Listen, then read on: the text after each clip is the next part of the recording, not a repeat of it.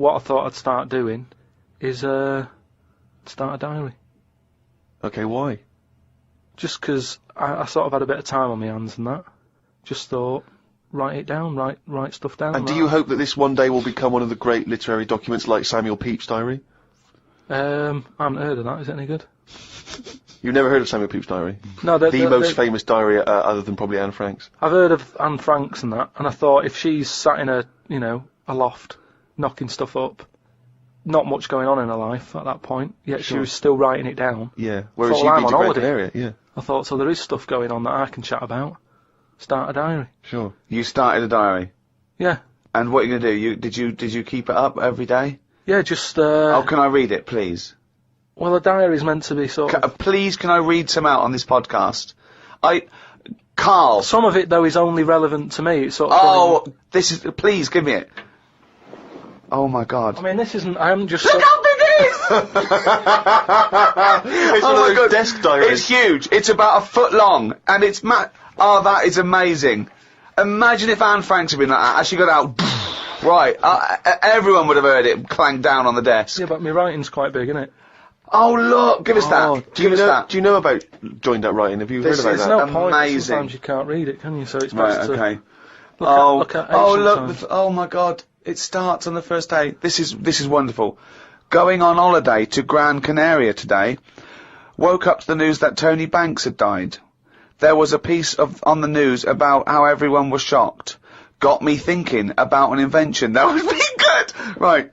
A watch that counted down your life. If it says you've got 3 days left, go to the doctors. Told Suzanne about invention. She said she wouldn't buy one. But she said that about the iPod. How would this device work, this watch? I mean, how would you know when you were about to die? Is that a concern? Again, not for you to worry about, presumably the boffins and stuff. No, all I was thinking is that Tony Banks fella, he died and everyone was shocked about it. But if you had like a little watch on... But how did it work? You can't just say, wouldn't it be good? How would this work? Yeah, I imagine you in the patent office going, got an idea. They go, oh, certainly, Mr. Pilkington, what's your idea? Watch that counting down your life. Oh, how does that work? Just wear it, just pop it on your wrist. No, what do you mean, just pop it on your wrist? How does it work, just pop it on your wrist? Brilliant. You're an idiot. Well, it's interesting that he goes on. The flight to Gran Canaria was a bit bumpy. I thought about the clock that counts down your life again, and I wondered if it would know if you were going to die in a disaster. No, he's querying his own life. He's wondering if he would know. He's invented this. And now he's not even sure. A fella on the plane was reading Koi Mag. It was a fishing magazine. I glanced over and noticed he was reading the Pond of the Month article. Don't think they could make it into a weekly magazine. Well, to be fair to you, because I remember seeing a guy on the train once reading Carp Monthly, a magazine dedicated entirely to carp, and it had Carp of the Month. And I just thought, once you're like 3 months in, the editor must be stressing, have we got any more carp? We got a carp that's actually done anything? I reckon if they used the same one twice, there wouldn't be many complaints. No one would be noticing. No, that's the carp they used 2 years ago. There was a really fat bloke on the plane. He was playing on his PSP. While I waited to go to the toilet, I looked at what game he was playing. It was darts. He's that fat and lazy, he can't even face playing a more active game on a games console.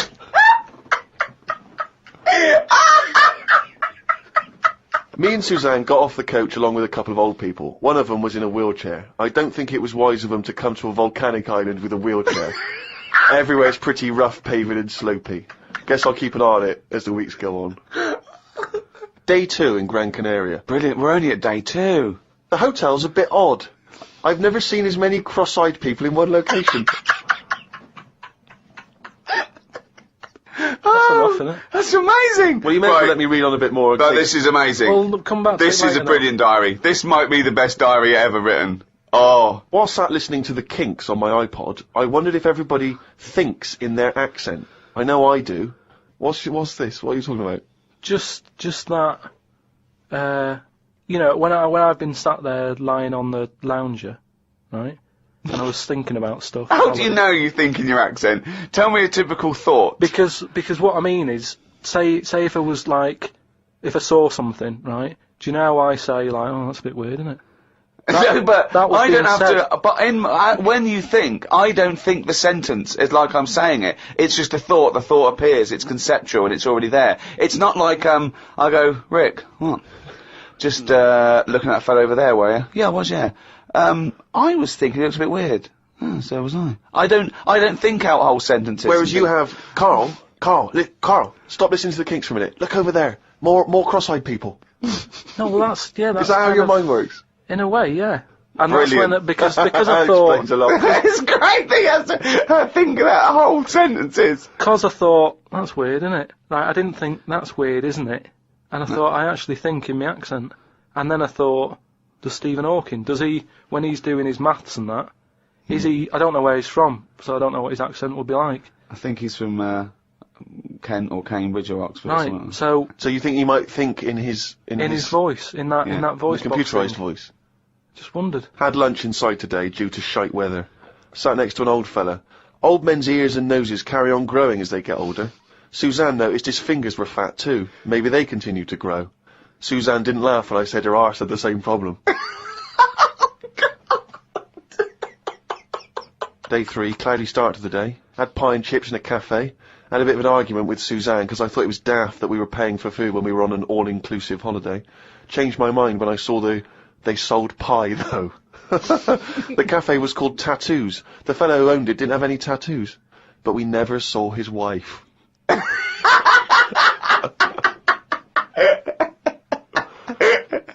Oh, brilliant. Had a drink in a bar. Everyone sat and watched one of the local cats lick its bollocks. It's the greatest holiday in the world! That's the entertainment in that town. Went back to the hotel and had a sleep before tea. I love the fact you're moaning about old people, but you're just as bad. You've done nothing so far. He's done nothing, he's got me hip. Oh, God.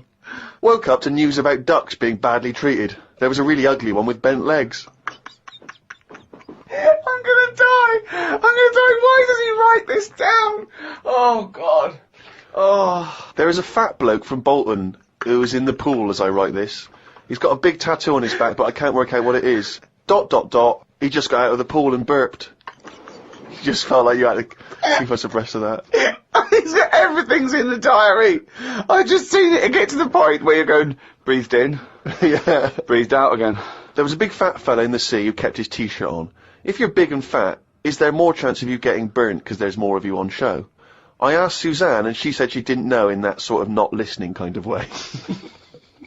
I wanted to hang about to see if the fat bloke was going to get in the kayak, but Suzanne said we had to head back. Just let him wait in to see if he's going to capsize. We go home today, so we got up early to get the last bit of cloud. No, it's just that it wasn't. It's not that sunny all the time. I mean, I was sat in weather that if it was like that here, there's no way I'd be sat in the garden. Yeah. But because you're on holiday, it's like, well, we got to sit in it. Put your coat on. So are you going to continue to write this diary? Every single day? It's amazing. Keep this diary up. It's amazing. No, I will keep it up, because what I find as well is, I think earlier on, before I went away, I think I did learn something, and because I wrote it down, I remembered it a bit better. So... What was that? I just was thinking then, I forgot it now, but but I remembered looking back at it and not having to read it all, because I remembered the end of it before I read it, if you know what I mean. I have no idea what you're... It's a regular feature now when we read from Karl's diary. Karl decided to keep a diary.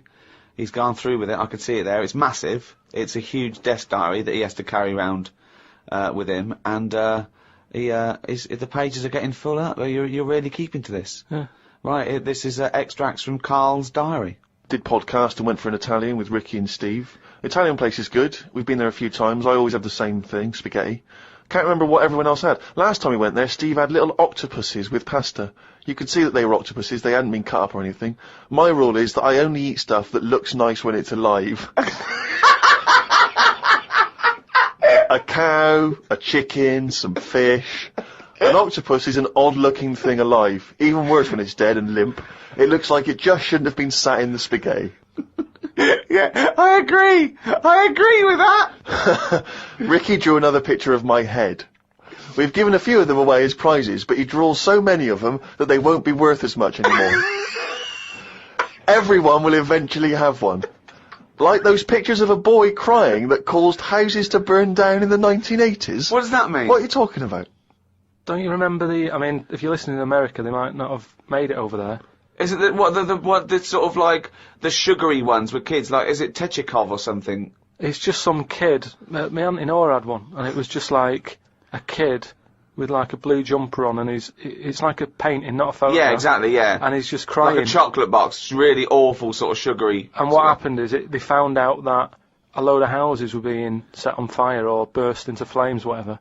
And the weird thing was, oh, it's bollocks. every house that burnt down had that photo. Yeah, because every house had that picture in the fucking 70s and 80s. Idiot. It's like, we're linking it to sinks. Every house that's ever burned down had a sink. You're talking shit again. Carry on. Wednesday. Saw a homeless bloke.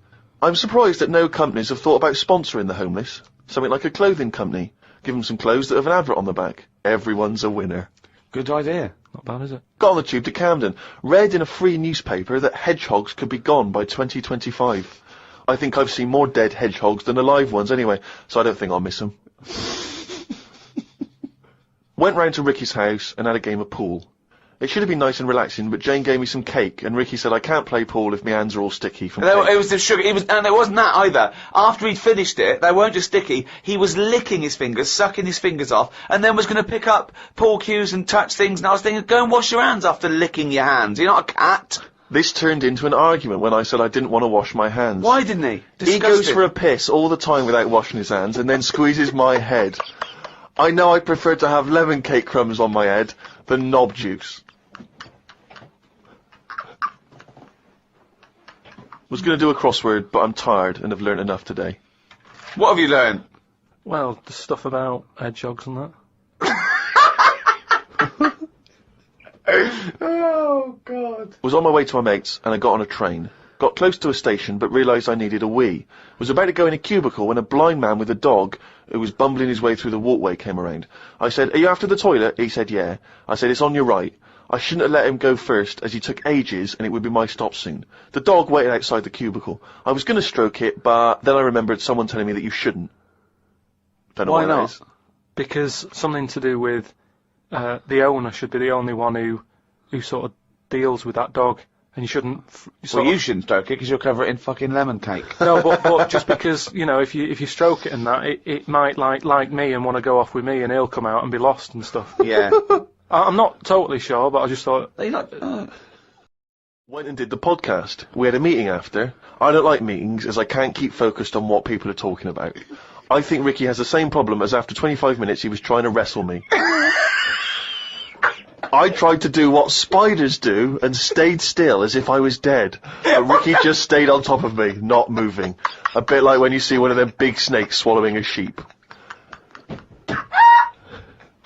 Ricky got bored and released me.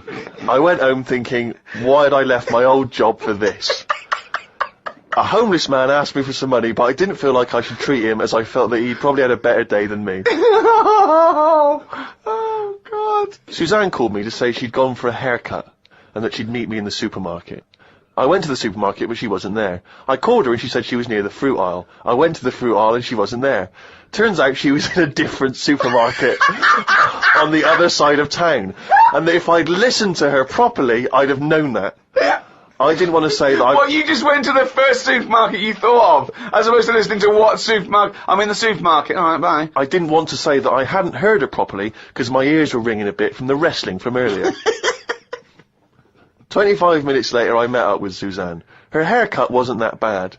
Normally her haircuts are followed by an argument between us, as she pays over the odds for some daft haircut that's the latest style. Brilliant. I wish she'd take a picture out of a magazine or ask for a style rather than letting the hairdresser do what she wants. I said I only tell her to do this as she's got a square head, and a close-cut hairdo makes it look squarer. She said, "What do you think of this cut?" I said it looked alright, as I couldn't be bothered arguing about it. It's weird writing a diary. I don't know who thought of doing one of these first. The last time I did one was at school. They used to get you to do it so they could keep an eye on whatever you were up to. My diary used to say the same thing every night. Got home, went to the shop to get potatoes, bread, milk. Went home, watched telly, went to bed. I think I might have gone to Twiggy's Dance Club, just so I had something different to write. You've not told us about Twiggy's Dance Club. It's just, you know, I sort of, when I was a kid, I sort of gave everything a bit of a go. I did boxing and that, didn't I? Gave that a go. For about 45 minutes. And, yeah, a mate sort of said, oh, you know, you're into your dancing, your robotics and that, you're doing your body popping, right? Body popping and that. He said, you ought to come to Twiggy's. And, I went there, but I didn't go in, it was shut. They were just having, like, loads of toilet rolls delivered. I think, like, they were, like, using it as a storage place for toilet rolls and that. So I said, oh, I've come to have a dance. And like, oh, not tonight. Come back tomorrow. I never went back. Brilliant. What a waste of an anecdote. Right. Brilliant. Just to recap, you're convinced then that the teachers are asking you to keep diaries so they can keep tabs on you. And then to continue the diary, as there were more problems happening on the estate, they started to add Saturday and Sundays to the school diary to keep an eye on what we were doing at the weekend. I struggled to fill it on a Sunday, as the shop I got potatoes and bread from was shut on a Sunday. I had to go over to Shepherd's Bush to meet someone. I got the tube. There was a badly burnt man on the tube. It's amazing how the body can continue through quite a lot of bad stuff. It got me thinking about how much stuff you could remove in your body, one by one, without dying. If it was a competition, the cockroach would win, as it can live for a week without a head. I just mean, like, say if, you know, they're running out of ideas for TV programmes and that, right? They get someone who isn't well. They go, look, do you mind if we make a programme on you? And what they do, they sit them in the bed, and they go, right, what we're going to do now is take out the heart, but replace it with a pacemaker. Right, No. Sorry. People with pacemakers don't have their heart taken out and a pacemaker popped in. All right, then. Some sort of machine. What I'm getting to is... Have you been playing Operation? What I mean is the big finale would just be a head chatting with loads of wires going into it, and it's like, look what we can do with science. That's what the programme's called. It's the same every week. The volunteer is just a head with loads of wires going out of it. Look what we can do with science. And he's going, goodbye. I feel ill. Got some post delivered to me today. It was... Oh, this is great. This makes it in the diary. Got some post delivered to me today. It was addressed to Mr. Dilkington.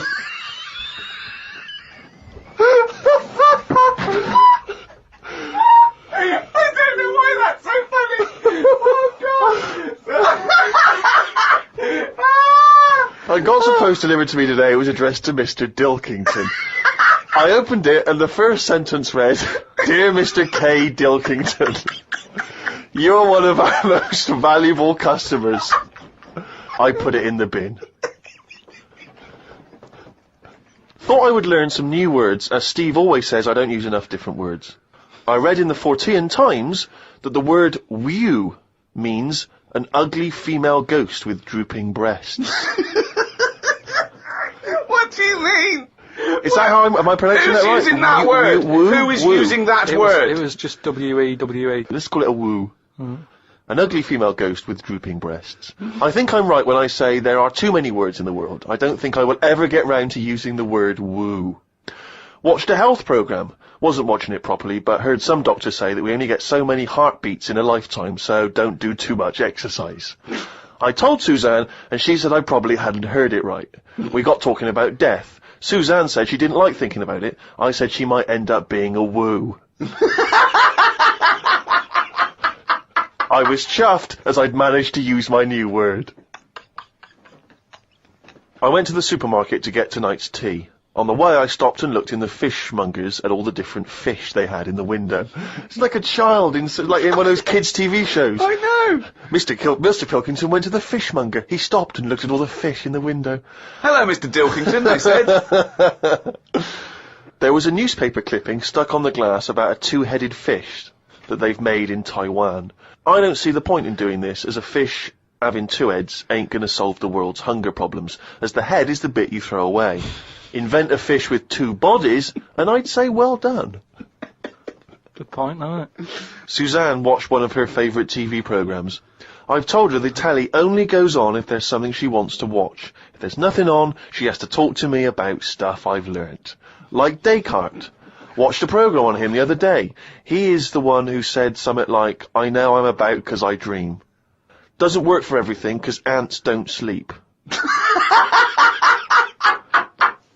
I don't know if I'd like that or not. Sunday, got up, Sunny day, so I went for a walk in the park. There was a bloke walking down the street who was whistling some kind of annoying tune. He seemed quite happy with himself. Do people only whistle when they're happy? I don't whistle very much. It's a good point. Whistling is so inane to me. But yeah, it's sort of like going, I'm content, it really is that thing that if they go, you go, well, Mr. Mellors, I'm afraid, we've got some bad news. Not only has your wife died, but you've lost the house. Thanks, Doctor.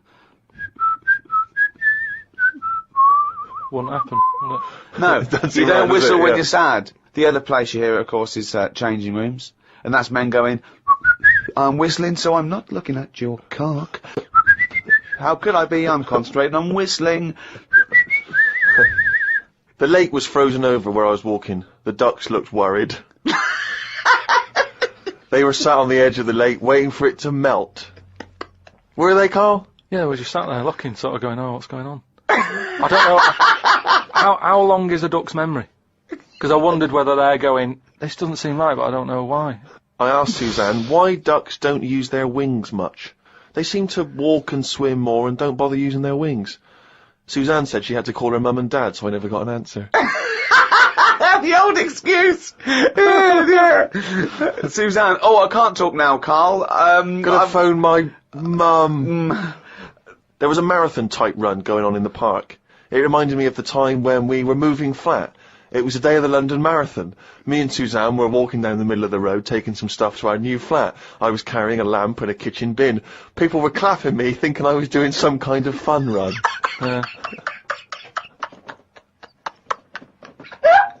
Why were you walking on the same route? Because it was when we lived on the Docklands. Oh, brilliant. There was no other route. The flat was just about 100 yards down the road. They're going, look at the bloke with the bald wig. He's carrying a lamp and a bin. Took a bag of old clothes to Oxfam. It was just old T-shirts and a couple of jumpers with holes in it. I don't think anyone will buy them. But the Oxfam is closer to the flat than the wheelie bin is. On the tube on the way back home, saw an advert for a book about a woman who works in a funeral home. She went into work one day, she goes to work on a body, she takes the sheet off of one of the bodies, and it looks exactly like her. This is called a doppelganger. What's a doppelganger to you? It's the thing I read about ages ago where someone was walking down the street. Yeah, and he sees someone who looked a bit like him. And no, this was weirder than that. Go on. He remembers, like, going down that street as a kid on his bike, whistling. Yeah. And then he's walking down the street, going to get some milk or whatever from the shop. Little bike comes whizzing past. He hears the whistling, he goes, that's weird. Looks at it, it was him when he was a kid. So it's like a time. Shit. What do you mean it was him as a kid? This is like a different form of doppelganger. It's just Well, it's impossible, it's rubbish. some sort of time thing, isn't it? No, it's time, no, but that's sort of- impossible, so don't It's worry some about kind it. of time thing, Rick. No. Yeah, it's just something some you kind of time read thing. again on the internet, or it was a short story, or something someone told you. On my walk back from the tube, I saw a jogger who was pushing a pram at the same time. The kid looked terrified. Got my science book out. It said that the static you get on the telly when a channel isn't tuned in properly is radiation that is still knocking about from when the Big Bang happened. I thought about the Big Bang and wondered if it was really a Big Bang, or did it just sound louder as there was no other noise to drown it out. Good point, though, isn't it? Carl's diary, Rick, never ceases to amaze. More from that next week. I don't believe it, he's written it down!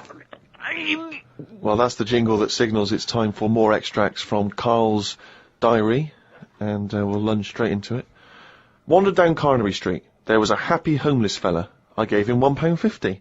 I thought of a tongue twister after giving him the money. It goes, if you can't treat a cheerful tramp, what sort of tramp can you treat? It's good, that. All Say right. it fast. If you can't treat a cheerful tramp, what sort of tramp can you treat?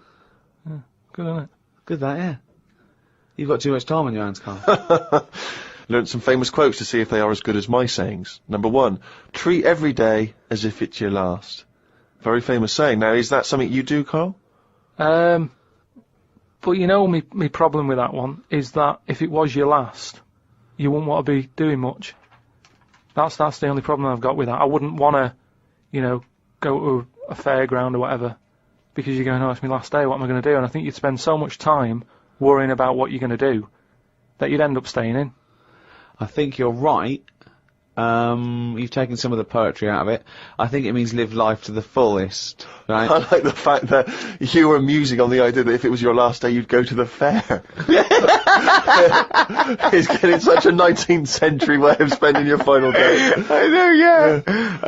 Well, the thing is, the other thing is that, the only thing that people get depressed about in terms of sort of like, life and death is, not the knowledge that they're gonna die, but more the knowledge that they know they're gonna die when they're dying. If someone told you, no one ever knows when they're gonna die, no one ever gets an illness, no one ever gets hit by a truck, everyone passes away peacefully in their sleep, dreaming they're riding a big marshmallow, right? Then you wouldn't care about anything. It wouldn't matter when, it wouldn't matter if you died tomorrow or in 30 years' time. You'd just live life to the full. You'd have it, every day would be great. You'd go out, you'd come back, you'd fall asleep. That would be amazing. There'd be no stress. There'd be no angsty, we're all gonna die stress, because it wouldn't matter. Because it would just be your life. Wouldn't it be amazing if someone guaranteed you, Carl, you're gonna die in your sleep? I'm not gonna tell you when. Yeah, but some people do, don't they? Well, exactly. Yeah, but we never know we're going to, because we stress. What if we get a dreadful illness? What if we, But we're almost not letting people die naturally anymore, are we? Because we're always bodging stuff up. What do you mean? Well, someone who might naturally die in the sleep aren't allowed to naturally die in the sleep because they wake them up with those electric things and get them going again and pop in a new lung or whatever whilst they're at it. That's what I'm saying. They don't just... You never hear it anymore, do you? Frank peacefully died in his sleep. No, he died on the operating table whilst we were putting in a new lung. They don't die naturally anymore. Frank died peacefully with 40,000 volts going through them and a couple of people going, clear! Clear! Rushing about today. Got to get a lot done as I'm flying to Malaga tomorrow to see my mum and dad. Don't like flying. I'd be happy if they give you a parachute instead of a life jacket. They say Da Vinci invented the parachute as well as the helicopter. He never got round to making them though, because he only drew them on some paper. Got up at 5 AM as I had to get to Heathrow to get on the plane to see mum and dad in Malaga. Went out for a drink with a cousin who lives in Spain. Ain't seen her for 27 years. Oh, that must have been tricky, making conversation. I didn't really bother. Because where do you start? I might as well go up to anyone in the street and start having a chat. You have to go further back than, did you want Chantal to win Big Brother? Yeah. Me dad and me talked about history. I said we shouldn't go on about things that happened ages ago, because I bet something similar has happened more recently. Brilliant. Read about an island in the Indian Ocean where there are tribesmen still living like they're cavemen. A helicopter tried to land and the tribesmen chucked spears at them. This is what I meant about not having to talk about things that happened ages ago. We have got new cavemen now, so why do we talk about the old ones? People could have lived before, but computers and all that blew up and books got burnt, so all they had left was what these tribesmen have got left.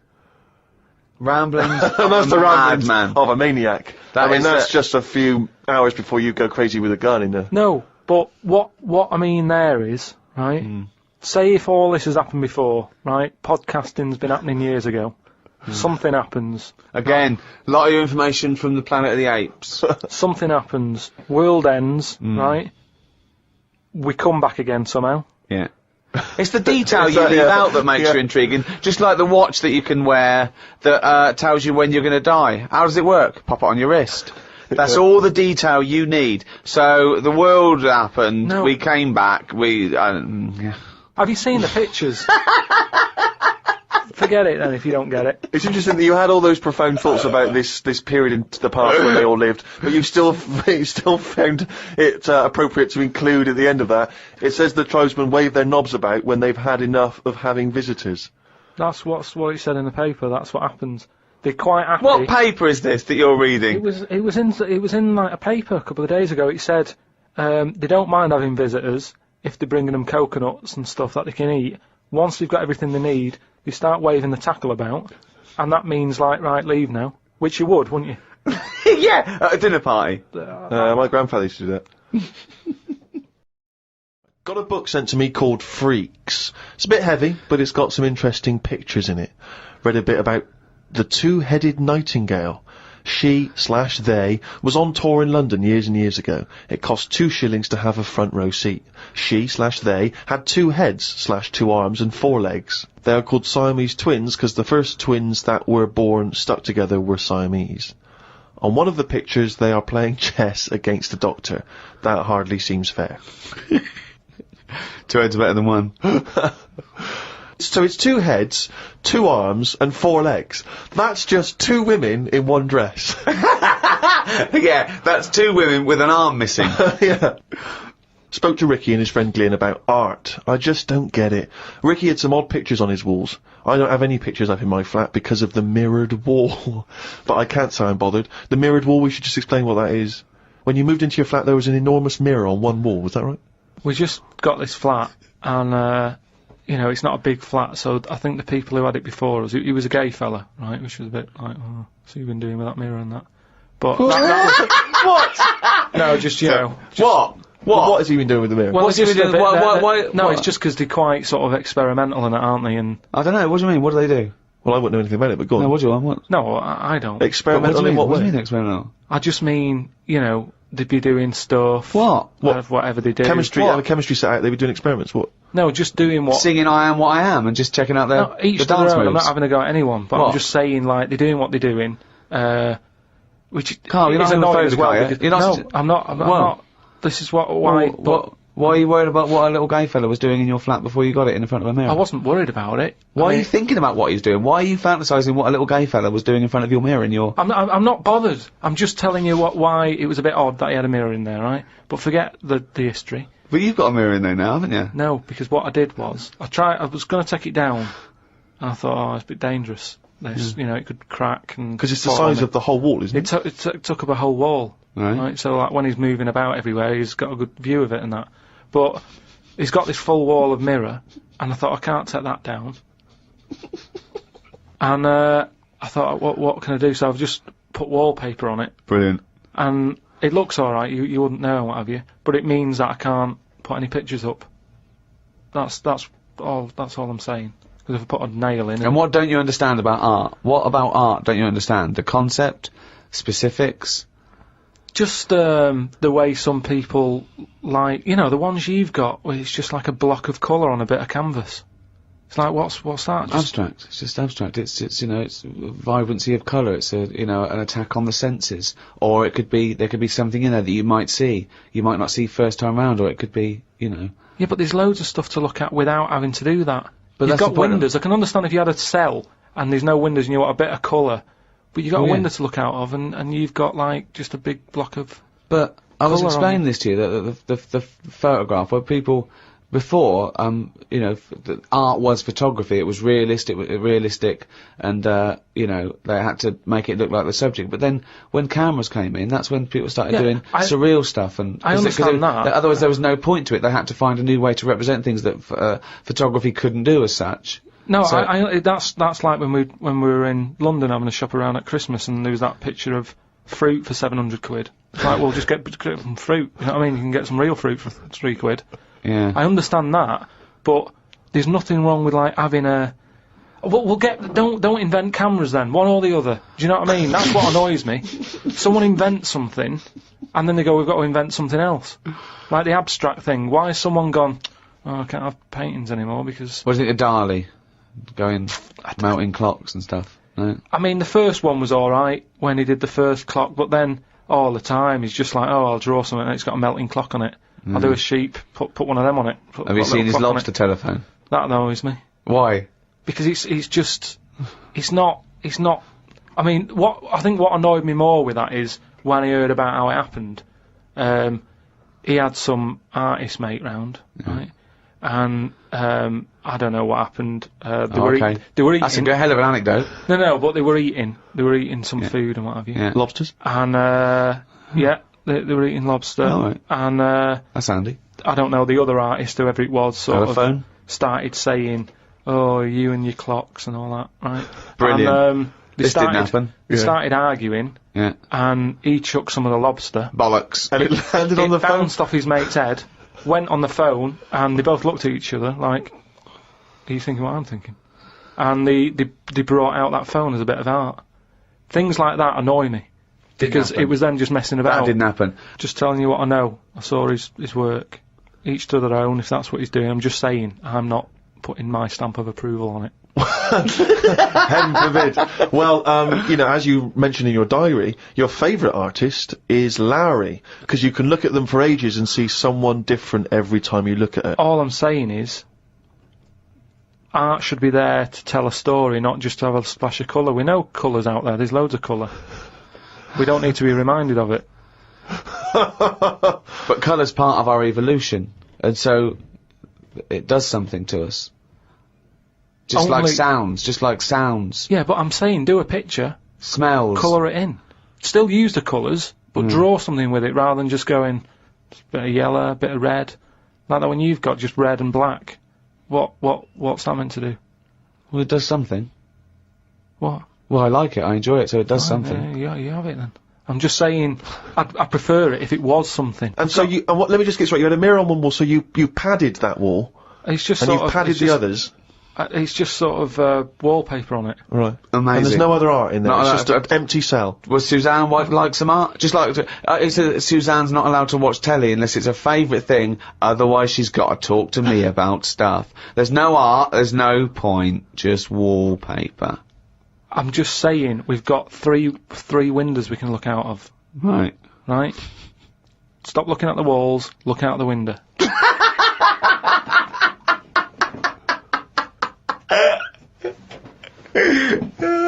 Some new words have been introduced into the dictionary. Too many words. We should have some system where we can get rid of words if they aren't used a certain number of times. Well, that we do. They do die out, don't they, eventually? Like what? You don't have to use them. No, but they don't, do they? They keep adding them. And I just worry about, you know, this is the problem with, like, your head can only hold so much. Can't it? Yeah. It all very well when Adam and Eve was knocking about. There's no history, they don't have to remember anything. All I'm saying is, fine, bring out a new word, but once you bring out a new one, bin another one. The dictionary's getting bigger and bigger, no one's keeping an eye on it. Well, I think they are. They're not, they keep adding. It doesn't grow. They don't just dig it up one day. So- It's got bigger. What have you done? So you're Left happy, it out. You're happy for them to stick in iPod, let's say. But you we know. can pride ourselves on having more words in the English language than any other language. I think we've got twice as many as the second. I think maybe Russian. I'm not sure about that. I'm sure someone email us, but we don't talk the most, so there's a lot of clutter there. what do you mean we don't talk the most? Well, you'd say Nothing that. as expressive as the English language. Yeah, no, because we've got a word for everything.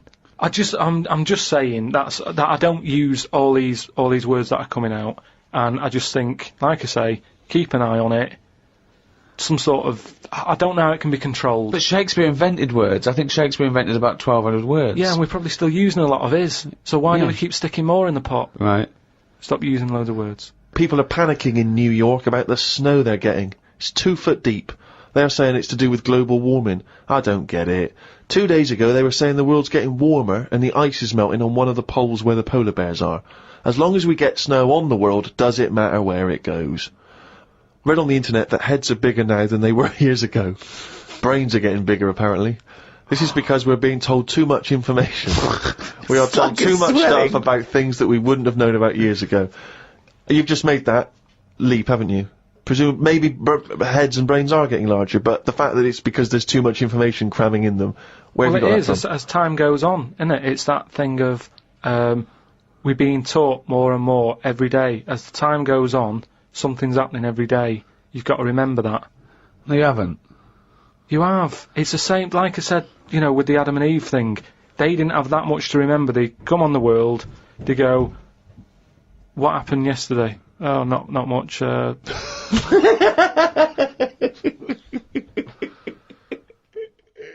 My mum phoned and said that my Auntie Nora, the classic Auntie Nora, wanted me to look on the internet to find out what the weather will be like in Spain at the end of November. I don't know where she gets her money from. 2 months ago she was asking me dad how much it would be to get her back garden astroturfed, because she's sick and tired of the grass getting out of What hand. does she want to do? Start a football team? What does she want a back garden astroturf? She likes the sort of green look, but she doesn't like the headache that comes with it, so she's just looking into getting that false grass put in there. Brilliant. Don't know how much it is. But. Went round to Ricky's and had some chicken curry that Ricky's girlfriend Jane had made. Ricky and Jane were going on holiday for a few days and had arranged for Glyn to come in and make sure the cat was okay while they were away. I'm sick of that cat. I was surprised that they hadn't paid for the little shit to go away with them on first class. Blimey, getting a bit vitriolic in the diary. Why doesn't he like the fact that I've got a cat and I love the cat? It's just everything in that house that you've got gets sort of special treatment, and it's a cat. And what do you mean you get special treatment? Sometimes we put food down for it, and sometimes it gets on our lap and we stroke it. You don't just stroke it. You massage it. You massage its back. You go, no, you're stressed out. Well, no, it's good. No, I'm not saying you stressed out. At no point did I say you stressed out. You said, "What the fuck are you doing for? Is it stressed out or something?" I like touching my cat. To be honest with you, I don't like Ricky's cat. I can't believe because every time I go around there, it goes straight for my ghoulies. Yeah, instantly. He'd probably seen you in the sea and thought, well, if he's waving it about, I'll have a bit of that. But it's like the lizard thing you've got. It's just sat there. You've bought a big box, right, to be in. Right, it's a salamander, so it's an amphibian. It's not a box, it's a big vivarium. Yeah, but what I'm saying is... And if you're going to criticise someone for just sitting there, having a round head and doing nothing with its life, people who live in glass houses, we've done this one. Do you know what gets me though, right, Steve? When I was there, I was looking at it, and I thought, is it dead? Right, because he's just sat there like... And it was thinking exactly the same fucking thing. He sat there, not moving, right? And then, on the top of the box, is like a box full of crickets and stuff. That's it. It's food, yeah. Right? But they were more active than the thing that it was going to feed. Get rid of the lizards, keep them in there. More entertaining. Don't understand it. A few months back, a girl who was having a kid showed me one of them scans of the kid that was in her. That's science gone mad, innit? I couldn't think of anything nice to say, as it looked like a frog. Do you know why we've got to that point? What? Why have we got to see something that young? Why? Because people can keep an eye on the progress of the baby in the womb. Yeah, but why are they printing it out and stuff? Surely that's for a doctor to see. Well, that's just an added bonus for people who are interested in such things. That's like saying, why do you take pictures of anything? No, because normally pictures are like, you in Brazil, sat in the sea or whatever. You'd go, oh yeah, I remember that day, it was a good day or whatever. But... It wasn't. It's just kind of like, why have you got to see something... You might as well. Well, listen. Why have you got to see something that small? So why would you take a picture of Steve in the sea? No, but what I mean is, why? At what point are we going to stop? Are we going to start sort of X-raying the fella's testicles and saying, well, there it is at a really young age? Well, where are we going to stop? It's just horses for courses, isn't it? Some people like to have a record of their baby in the womb. They like to show the baby. They're excited about it. They sit down and they show the friends the slideshow. That's the birth. Oh, that's the conception. Oh, look, Ron's going a bit mad there, isn't he? But why do I need to see this? This is what I'm saying. It was an awkward situation because she was happy with it. I was like, oh, God. You know what I mean? It was an odd-looking thing. I couldn't say, oh, it looks like you, because that would be a diss.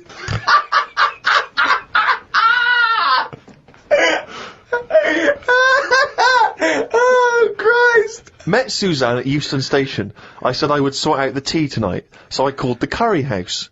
The fella couldn't understand me. I asked for 2 poppadoms. He kept saying, how many? I kept saying 2. He still couldn't understand. I said 1 more than 1.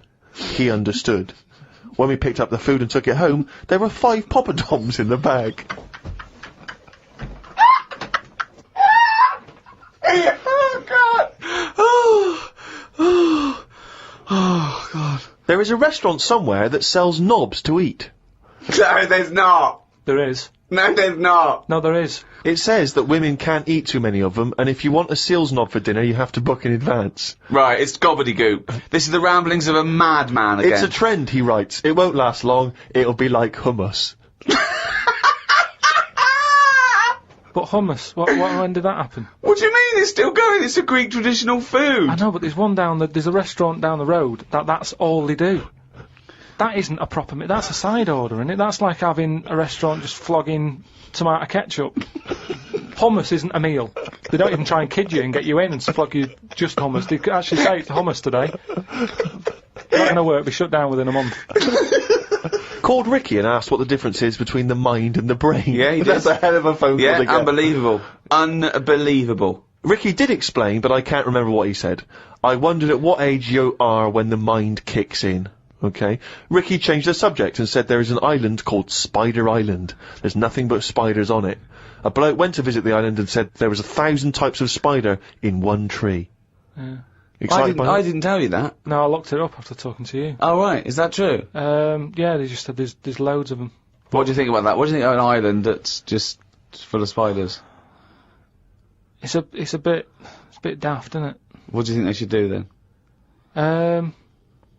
I don't know, because you need spiders. I don't know what they do, but they say a world without spiders, like, wouldn't be good. Who says that? I don't know, someone. But they sort of do something. There's something about if you did get rid of them all, it would have an effect. Well, of course it would. Get rid of anything, it would have an effect. Not everything, though. Like I've said, jellyfish and what have you. Well, no. The world wouldn't change. Well, it would. No, it wouldn't. Well, it would, because it's part of an ecosystem, so they're some things food, aren't they? No, but it's 97% water or something. Yeah. So how much are they doing? Just give them another 3%, make them water. And that's more useful. Give them another 3% and make them water. Oh God. The rain ain't stopped. The old woman with the bent neck. Now, we've not heard about the old woman with the bent neck Who's the before. old woman She's with a the whole bent new neck? character. What's this? Incredible. She's really old. And she's got a bent neck, yeah, but tell us something else. I don't know what's up with her, but her head sort of comes out of here. No, it's radio. They can't see what you're Sort doing. of comes out of a chest. So from behind, it looks like she hasn't got an head. It's really weird, right? I mean, she's old, and I don't know what's happened. Just Suzanne said it's sad, and her bones have sort of bent up or something, or maybe she carried something heavy when she was younger. On her head. And I don't know. It's sad and everything. Yeah. But she's wandering up and down the street. Always looks fed up, but you can see of her. You have to sort of bend down a little bit. But her head's just. I thought I'd told you about. She finds a lot of change. I said, yeah.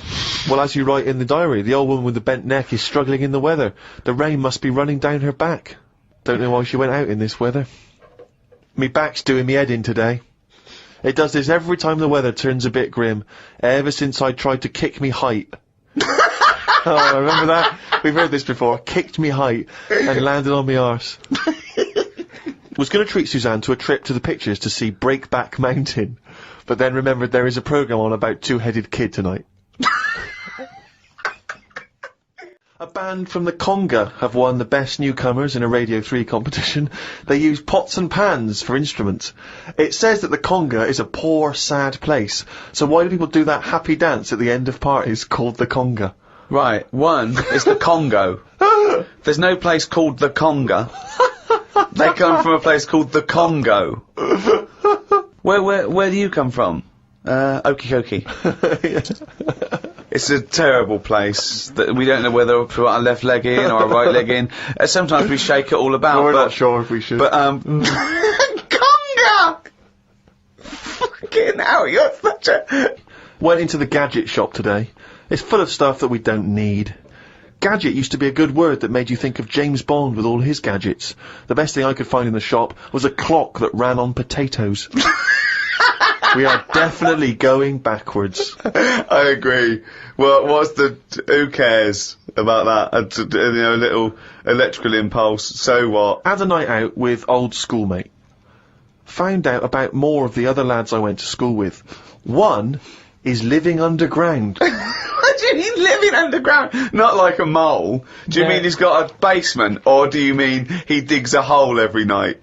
My mate went to visit him, and he said it had been raining really heavily and that, and it's all the rain's running in. What do you mean he went to visit him? He went down here? What's that? That's an hole in the ground. Yeah, come in. He just said, "Oh, come round and see us," and he's living underground. What do you mean he's living underground? He wanted to be in the army, but was turned away, and that's the closest thing you can sort of. How is that similar to living in the army? Oh, that's exactly like the army, yeah, where they teach you trades and, engineering and flying. He's happy down there. He said it was really muddy and what have you. He said he won't be going back to visit him. What's he got down there? Just stuff, just like a sleeping bag, a lamp. He's dug himself a subterranean cave. Near my old infant school, they knocked it down because it was like a wreck. You'd be in the class and you could lean on the wall. Yeah, and your hand would go through it and stuff. And they knocked it all down, and I think that's when he was at his most happy, this bloke. I believe this, though. I believe someone he went to school with now lives in a hole. That doesn't shock me. Whether the tales I've heard of horses in houses and big-headed kids with webbed hands and feet, and him, I believe that someone he went to school with now lives in a hole. That isn't bizarre to me. That's You spent far too long with him, if that now you're just happy to accept. I totally accept that. I'd be surprised if I walked round where he lived that there weren't more people living in holes. His dad wanted to throw his budgie on the fire. True. His budgie died, his dad said, let's throw it on the fire. I mean, his mum, what did your mum do when your budgie died? She just was worried about the other bird that was left, so she made it a bit of company by getting a rock, getting a feather off the dead budgie, sticking it on the rock, putting it in the cage. So, a man living in a hole is not that bizarre. Right, carry on. I read me science magazine. Some things I learnt from the science magazine. Number 1, space is running out of space. We should stay out of the sea because shark attacks are up. Yeah. Probably 4 a year now. Well, he just says here, we should just stop going in the sea. Yeah. There's no need for it. Exactly. Why is there no need for going in the sea? Just because there isn't now, is there? We've got loads of land. So just, one or the other. We walked out the sea. Now, this is what I mean about going backwards. Getting back in it again. We came from the sea originally. Now we're going back in it. Don't go in it. Unless you're in a boat. The rules, according to Karl Pilkington. The rules of Karl Pilkington. Oh, God. Did the podcast and then went for a walk round Manchester Square. Years ago, a woman lived round there who had a head like a pig. She was known as the Pig Woman of Manchester Square. That made me think if there were other pig-headed women knocking about London. Do you know what I mean? Why was she nicknamed that? Why not just the pig-headed woman? That suggests to me like there was loads of pig-headed women, and that's the one of Manchester Square. Right. Well, no, it was more to do with identifying her, not amongst other pig-headed women, but go, have you seen the pig woman of Manchester Square? I.e., go down there and see the pig woman, it's in Manchester Square. What happens if she's walked off from there, though, and you go, well, no, but I saw one on New Cavendish Street. No, she'll always come back if you rattle the feed. Watched a film about Hitler. Didn't watch all of it as it was subtitled. Can't be doing with that. Asked Suzanne if cinemas are full of deaf people when they're showing subtitled films. She said, shh, I'm trying to watch it. I said, what do you mean, shh? It's subtitled, I can make as much noise as I want. Yeah. She's a lucky, lucky woman. You must be a joy to watch a subtitled film. I mean, the concentration is up there already. I mean, it is hard to concentrate. It's not as easy as when you're hearing it, because you read things, but it's possible. If you had a buffoon going, I'm just gonna sit here and make as much noise as I want, what's the point of that? Yeah. What is the point of that? I mean, it's possible, but why do that in a cinema? Just walk into a subtitled film and go, right, everybody?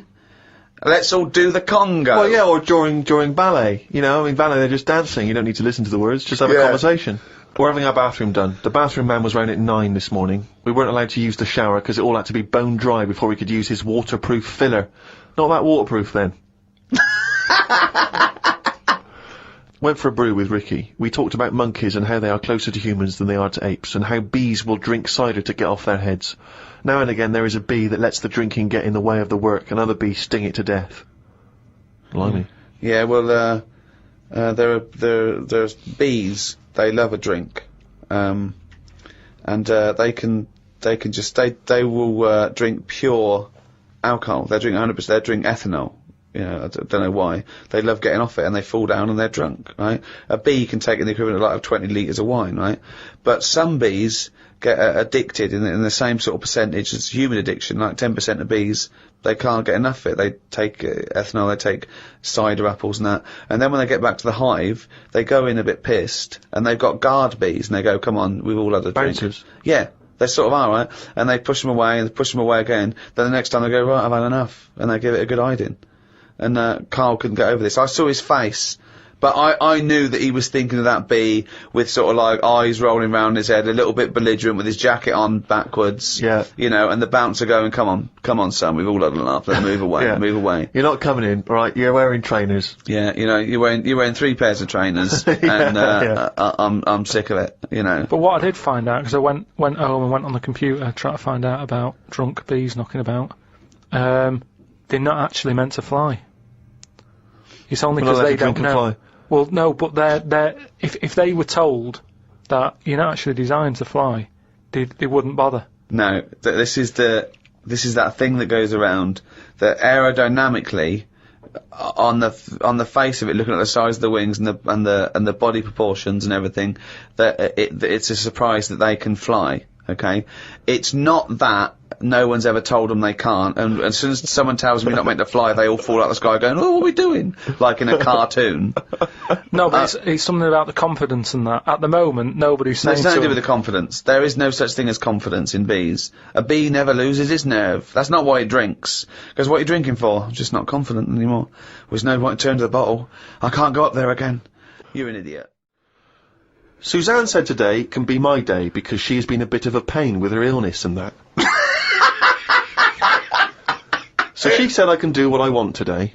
We went for a walk around Green Park. Loads of tourists were about looking at the Queen's house. She was in because the flag was up. I wouldn't want to live there. Why wouldn't you want to live there? Just because it's right in the centre of town? It's just not in a good place, is it? It's got a roundabout outside and that. Really busy. It's pretty good. I went for a pee in the toilets. When I came out, a pigeon had shat on Suzanne's coat. She was in a bit of a mood about it. A bird shat on my ear once. I left it for about 10 to 15 minutes until I got home. I washed it off, and in that 10 to 15 minutes, it had corroded me ear. He's had a lot of problem with ears. He told me the other day, he got up, washed, had a bath, had some breakfast, went to the shops to get a newspaper and had a chat with a woman in the corner shop, got home, pottering around, looked in the mirror, he had a cotton bud sticking out of his ear. He went, what annoyed me was she didn't say anything. Like it's her responsibility. Yeah. No, but she knows me well enough to sort of, you know, go, you know you got a cotton bud in your ear. No, she knows you well enough to go, Carl's got a cotton bud in his ear, I've seen worse. When you've got a cotton bud in your ear, what interrupted I think Suzanne called or my dad called or something, and then because I was running a little bit late because I'd been talking to them, the earbud was in, I just popped my coat on and went to the shop. Carl, you got a toothbrush in your mouth. Oh. Walked through Covent Garden. There were 5 of them mimes knocking about. I don't understand why people take pictures of mimes. Everyone looks like a mime in a picture. That's so true. That's really true. If the point is they're staying still, if that's their skill, a picture won't tell that story. That's absolutely true. My dad took the cat to be put down today because it kept bumping into things since losing its sight. My mum said she's not going to get another one. She said the parrot is looking worried as it's seen the budgie and the cat go in the space of 3 months. Your mum said the parrot's looking worried. What happened to the cat then? It gets into a lot of fights. It lost one eye, and then it got into another fight and lost another. Oh, and it was just walking around bumping into stuff. I mean, the vet sort of said, oh, we can do stuff to keep it alive and all that, but it's a bit out of order, isn't it? Because it costs a fortune, they shouldn't tell you. But Mum and Dad can't afford to have eyes put on it and stuff. No, you can't have eyes put on a cat anyway. No, but they said, oh, we can do something here. We can have its eyes sorted out. But I don't think you should be allowed cats. Why? Not the Pilkington family. Why not? Well, they have keep good dying. lives. Yeah, I know, but they have good lives whilst they're still knocking about. It's just that we get through them. It's a good job you're not going to have kids. Oh, God almighty. I can't believe it. The cat that kept throwing up. So his mum shaved it. Unbelievable. Dry wipe cat. A mate sent me a story on email about a bloke in China who has this weird illness that means he can't have his picture taken. That's not the weird bit. If he tries, his body doesn't appear in the photo. Don't talk shit! He has had group pictures taken and everyone appeared apart from him. Don't talk shit! The That's story bollocks. had a picture next to it of a family photo and it said he was stood at the back, but you couldn't see him. Right, he wasn't in the picture. He was in the picture. No, he wasn't in the picture. He's done loads of tests and stuff. No, I haven't done loads of tests. This is bollocks. There's no way this is scientifically possible. What's his wanted? Yeah, now he's wanted. Just a white bit of paper up on the police wall. Have you seen this man? What man? If you see him, tell us. You're talking shit. Suzanne watched the film You've Got Mail tonight for about the 14th time. I don't think you could properly fancy someone without seeing them, unless you're blind. I think it's odd when blind people have affairs. Why is that odd? Just because most stuff is based on looks, isn't it? So you think once they've found someone, they're happy with them. Stick with them. But no, it's not true. I mean, most things are based on looks. What I mean is when you first like meet someone and that. Well, initially it's only looks, because you don't know them. So that's what I'm saying. But that's a ridiculous thing to say, isn't it? Well, no, it's just what I think. I'm not saying that's like fact or anything. I'm just thinking, if you're blind, why mess about? You're still basing on it if it's only looks that people find... What? Yeah, I'm just saying, so why is a blind person messing about having an affair? Because I'm saying that, presumably that blind person isn't basing anything on looks. Alright, I mean, maybe that's not... I mean more like... Do you want me to cross it out? Shall I cross it out? Because it's just the same way, I think I put how, people... I read something in a Sunday paper once with some bloke who was going out with some woman. He ended up going out with a sister who was a twin. If you're going to have a change, have a change.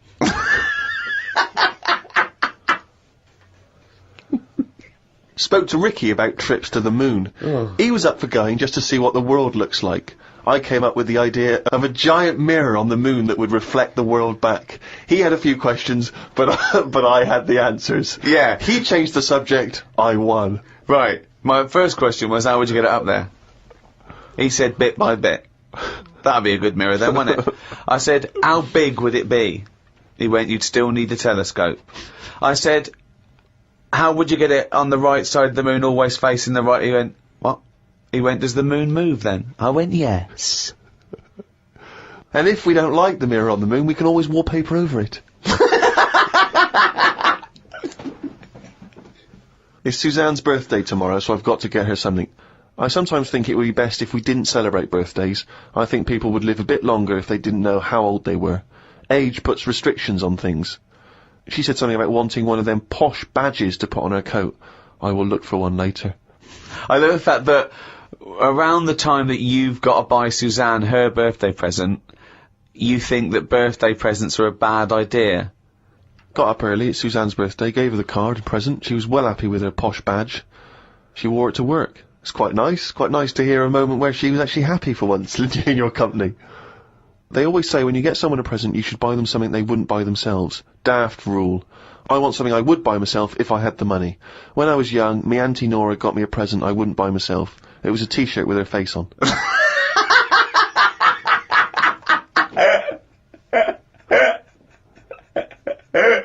Looked at what's been going on in the world. Someone has found some people who live in an old town somewhere where they are so old-fashioned they still walk on all fours.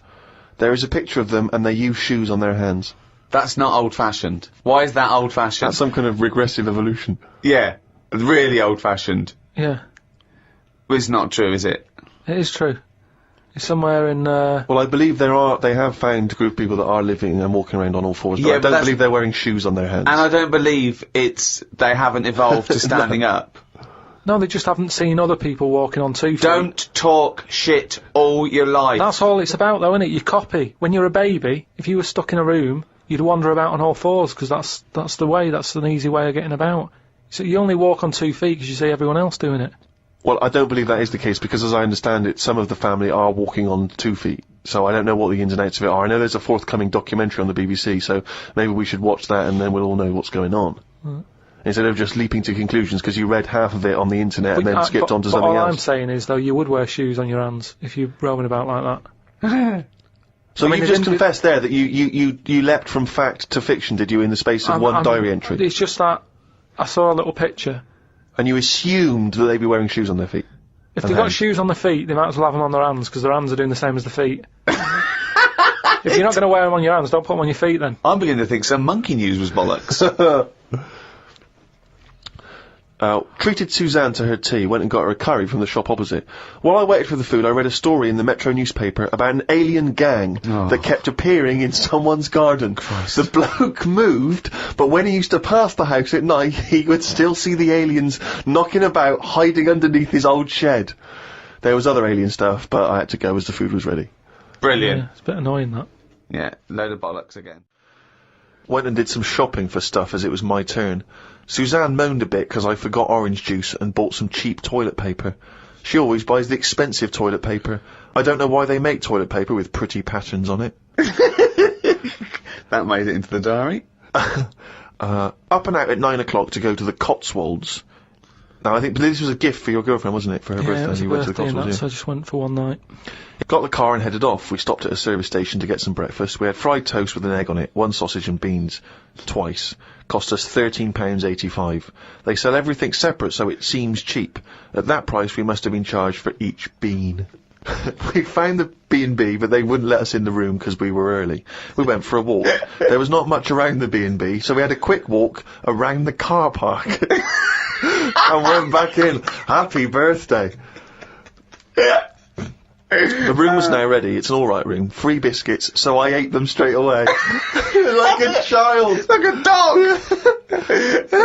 He runs in, jumps on the bed. No. Get off the bed, not on the furniture. The room overlooked the car park that we'd already been round. You're staring at that window. Remember when we went there? We'll always have the car park. Yeah. Oh, God. The room had posh coat hangers in the wardrobe with sponge on them. So I ate the sponge. Don't think they are needed. We went and booked a table for Sunday dinner and went on another walk. There was a field that was there just for birds to live on. We couldn't see any, so we went to the pub. Headed back to where we were staying for our dinner, I had beef.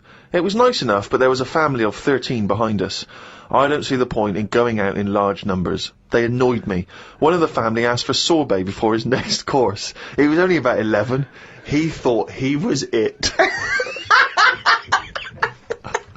I said to Suzanne, I've had enough and needed a kip. Watched Planet Earth on BBC One. They filmed a panda for 4 weeks and all it did was sit in its cave. It did nout.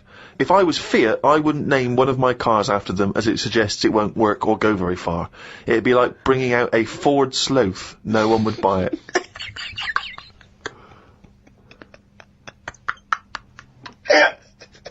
A Ford Sloth.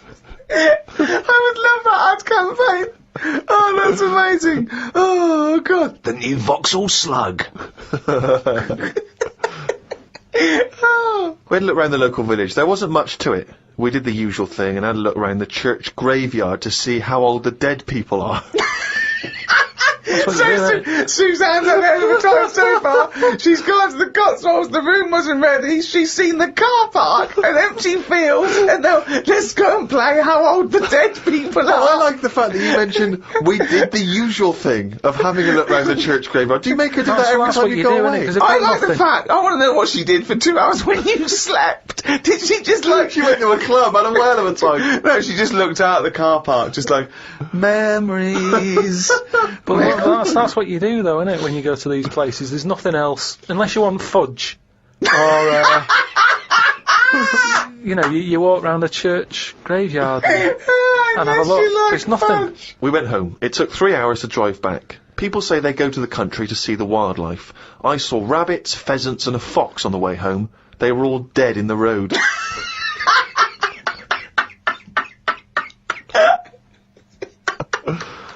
I was just intrigued to know, because Rob from Burton-on-Trent sent this in, and he wants to know that, because he's just started seeing someone, and he wants to know what your advice, Carl, is on how to keep her happy. You know, he's just started a relationship with someone, he wants to know what your advice would be to keep her happy, because, you know, I mean, he won't have heard that you took Suzanne on that wonderful trip to the Cotswolds, so what's your your advice, really, for someone who's perhaps just started a relationship? I mean, you've been with Suzanne for, what, 9 years? Ages. Mm.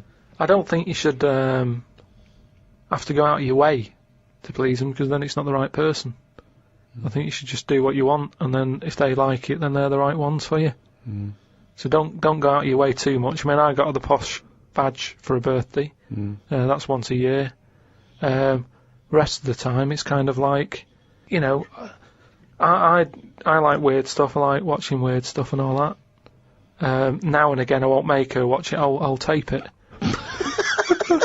This is amazing advice. But sometimes This is amazing advice. sometimes you just say, no, come on, the bloke with the 2 heads on, I want to watch it live. So, give and take is what you're saying there. That's all. It shouldn't be hard. As soon as it's hard, it's not right. So just go about your business. See if she joins in. Brilliant. Another quote for the book. Woke up to the Commonwealth Games on the radio. Now, what are you making of the Commonwealth Games? Is that something that interests you? Are you a sports fan? I'm not really. I mean, Suzanne's sort of been getting up early, especially to watch it. You know how I feel about a lot of it. It just seems to be sort of wasted. If people are running fast, use it. Do you know what I mean? Rather than just trying to beat your own record or someone else's, do something where you do have to run. If you're a good swimmer, be a lifeguard. Don't be messing about going up and down. Went home and looked up Freud on the internet. Didn't find him that interesting, so looked at some other philosophers instead. Socrates, Aristotle. Why have you just listed some philosophers? Just to show that I'm learning. Well, that's not learning. That's just learning their names. That's a list. You might as well write 1 to 100. Yeah, but if someone says, "Oh, what's your favourite philosopher?" I'll go, "Hang on a minute," and I've got them written down. But why you can't just Wait a pick minute, one. I'll go home, get my enormous diary out. Yeah. Get a wheelbarrow, bring in my workings, and say one of the names I've written down. And when they say, well, why do you like him? Yeah, why do you just run away. Well, I noticed you put Socrates first. Why is he your favourite philosopher? You throw the diary at them and leg it.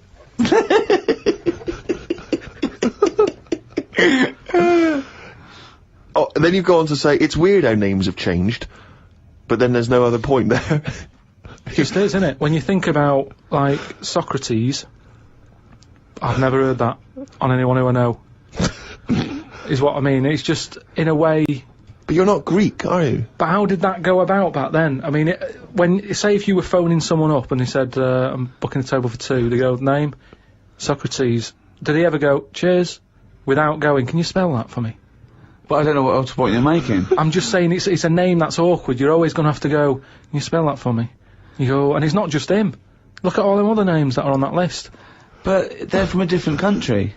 And a different era. Yeah, I know, but the names, I've been to Rome and stuff, and you sort of go... What, ancient Rome? Just Rome. It hasn't changed, has it? Rome, so it can be ancient Rome or Rome in 2006. It's the same buildings. I used to love Nero going around in his Fiat Punto. Lao Tzu from years ago came up with some good stuff. 1, he who knows does not speak. He who speaks does not know. Not entirely true. To lead people, walk behind them. Yeah. And of course, the journey of 1,000 miles begins with 1 step. Yeah, good that. Just favourites.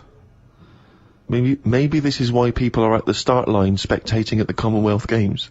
Well, no, it's just that I've never understood why in Olympics and stuff like that, if you're going to watch, don't stand around the start line, go to the end, where you see the winner.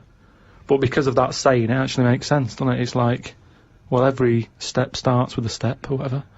Say again? Every race, you know, you've got to start with a step. Yeah. So, Which is, who am I talking to now, you or your brain? Well, I was thinking about it a bit, so I think I was in control of it a bit more. So, and what have you come up with? Just if you want to stay at the start line, do. What does that mean? I'm just saying, if you're into, I wouldn't watch a race, right? Okay. But Is this you or your brain I'm talking to now? this is me. Okay.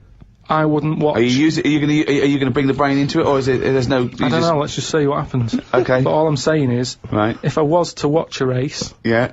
I wouldn't hang about the start line because. Well, you just said you would. What did I? Yeah, you said that's the place to start because every race starts with a step. No, but I wouldn't normally. Right. I Okay. won't watch any The race. brain definitely hasn't been used No, yet. is this you or your brain you're talking about now? I'm just saying about me. If I was on holiday Yeah. and Suzanne said there's a race going on down the road, Yeah. I'd go, well, let's go, keep going down the road and stand at the finish line. Okay, but now what have according you to thought? Lazoo, Yeah. I'd say, well, hang on a minute, every race starts with a single step. Yeah. How many people around the start line? Is there more room there? She goes, yeah. I'll go, let's go there then, it's less busy. Right. And what would you see there then? I'd see people starting the race, but I wouldn't be that impressed with them because I'd go, well, I don't know if any of these are any good. So would you start at the start or the end then? If it was down to me, I'd just probably stay at the finish line. Okay. So you wouldn't want to see the first step then. So what Not do you think of really. Lazoo now then? It's not what, but I wrote down 3 of his. That one isn't my favourite. That was the 3rd. I preferred the leading people from behind. Okay. And what would you do to lead someone now then? Well, if you're behind, you don't have to take responsibility, do you? You can go, well, I didn't send you here. You went there. That's not really leading them, though, is it? Yeah, because I've made them think. I've gone. They go, oh, I've just walked into a big hole. I'd go, oh, Should have been looking where you're going. I haven't led them in that hole, but they've learnt a lesson. They won't go in a hole again. We went to the park and had a brew. Suzanne read the paper while I played with a ladybird.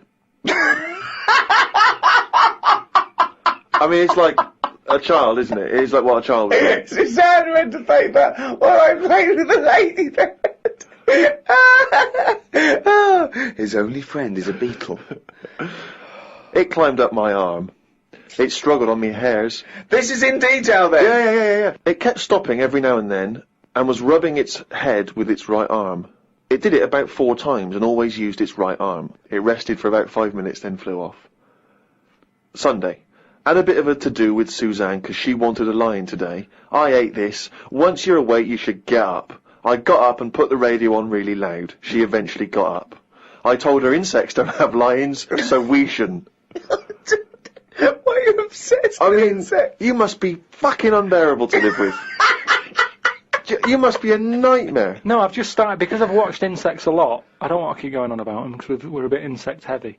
But at the end of the day, if we copied insects, we wouldn't go far wrong. I don't know what you mean, though. 1 minute you're saying they're great, then the next minute you'll slag them off.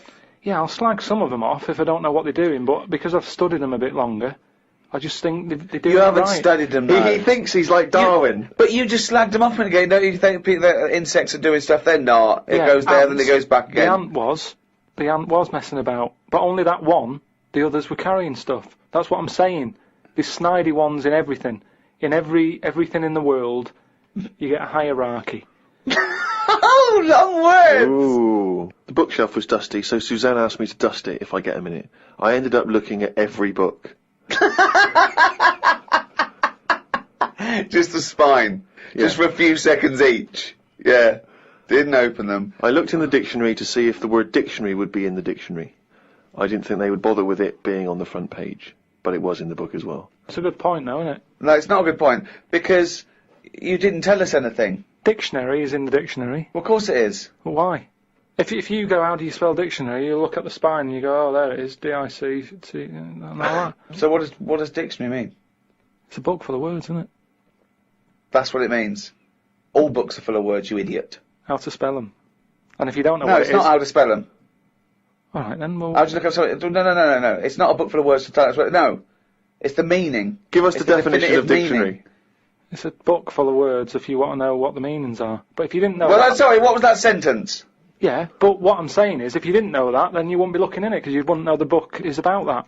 So, if you don't know the word dictionary and what it means, you wouldn't be looking at the dictionary, you'd be looking at an A to Z. Because you go, Why oh, leave there's it out, letters. though? Just because there's so many words in the world, I would have thought they wanted to cram as much as they can on a page, and if dictionary is already on the front... Is that why you suddenly used the word hierarchy for the first time ever? Did you find that in there? Did you see hierarchy in the dictionary? I feel I don't know where that that big was. word has pushed out about 26 other more useful ones. Yeah. Oh, well, Suzanne's been going on about me learning another language. But I sort of think your brain has only got so much room on it. And the rest of it's filled with lard. So, if I've got to learn everything I know, again, but in a different language, it's taking up space, isn't it? You don't learn everything. Oh, God. It's all What do you mean? storage, isn't it? But you don't have to learn it again. You don't have to learn the concepts again. You're merely Do you know how learning many vocabulary. moves there are in the human brain? You don't worry, you won't use them all up. I feel that he has reached his capacity, though. Yeah. Well, you need another sort of, you need an update. You need some more memory. Woke up to some interesting news. It's good when this happens because it sets me up for the day ahead. If it's miserable news, it affects my day. It said on the news that they have found 2 new flies. Fucking hell, more insects! What have you done? Is that all you've done this summer? Bong! Trouble in the Middle East. Bong! 2 new flies found. Ladybird climbs up arm. They were found in the UK and they were found close to each other. Maybe this happened because they were different than the other flies and weren't expected to hang about together, so that's why they knocked about with each other. That would happen, wouldn't it? What do you mean? There's 2 new flies. What do you mean? Does it mean there are 2 new flies that are different species? Yeah, 2 new species, and they found them close to each other, right? Yeah, And but they didn't mean there was one of each. No. Yeah, they did. They found 2 different ones. No. No, they have. Seriously, I know that. That's right. That's a fact. So you've got, like, I don't know the names of them. They give them odd names, don't they? Well, say, Yeah. call it A and Fly B, right? Yeah. Fly A, I don't know, say that's orange. This is just... B, Flyby, yeah. No, This is but, painful, No, but this I'm is just making it painful. easier But for you. Flyby wears a Okay. little hat. He's got a Yeah, little hat. alright, yeah, fine. Now, they found the orange one. I went, look at this over here. This is a bit weird. And they've gone, oh, that's a new species. Log it, whatever. And then the other one went, oh, keep your pen handy. Look at this one, it's got a hat on. So then they found them both within the same distance. I don't know what that sentence Keep means. going. They No, found let him them try and both. finish. They found them both within the same distance. But without interrupting him, let him finish this point. Let me just make one thing clear. Karl Pilkington just said they found them both within the same distance. Think of that! Don't know what it means, but go on, let him finish this point. So what I mean is, they weren't knocking about with other normal houseflies because they were probably sort of going, oh, he's a bit weird. Leave it. Yet because the other one was also odd, they're hanging about with each other. Don't you understand that? Why is that such an odd concept? Because you think of it as like two little new kids in school. Yeah. They find out they're both new and they've got something in common. They're both goths, so they start hanging out together. Yeah. Oh, And this was on the news, was it? yeah, just on the radio, yeah. I know if I looked into that story, it would be 90% wrong. Bit tired today, because didn't get to sleep as early as I'd wanted due to a moth getting in the bedroom. Fuck me. I got it in a glass and looked at it for a bit and then let it go because Suzanne wanted to go to sleep. Looked up some interesting news. Some people dug up an old body in Ireland. Turns out it's well old and was here when dinosaurs were here. The really weird bit is it had hair gel in its hair. Right, what is it? Fella, Well, no, it wasn't around when dinosaurs were here then. just a bit after. Right, fine. A lot after, yeah, go on. I think any hominid, anything that could even be linked to anything that may become man, is only about 1 million years old, and I think Homo sapien is probably only about 150,000 years old. Dinosaurs are about 150 million to 250 million. Yeah, no, it's not the age bit, that's amazing. It's the fact of, there's a fella, won't have even had shoes on his feet, Right. and yet he was worried about his hairstyle. Right, well that's definitely not true either. This is unbelievable. Well, there was a man on the radio doing poetry, says Karl in his diary. I thought I'd have a go at doing a poem about today. Not really. Steve, I'm a little bit queasy. He hasn't really written a poem. He's written a small poem. No, he hasn't really. Yes. If moths had eyes... Fuck me! Let me read the poem, okay? Oh, fuck. You wouldn't interrupt T.S. Eliot. Okay. Okay. If moths had eyes, would they be happier? How do they know they're not dead? Cavemen hunting for food, but not before they style the hair on their head. What would last longer in dinosaur times? A blind man didn't stand a chance. Not with all them rocks about. I'd rather be a blind moth. Right. It may be the greatest poem Now, ever written. just dissecting it briefly, you attempt to rhyme in the first 4 lines, but abandon the rhyming system in the last 3. Is there a creative decision for that? Can we have Karl read that? By all Sorry, means, yeah. just you read it as you would like to. So this is imagine this, right? Okay, this is going out all over the world. This podcast.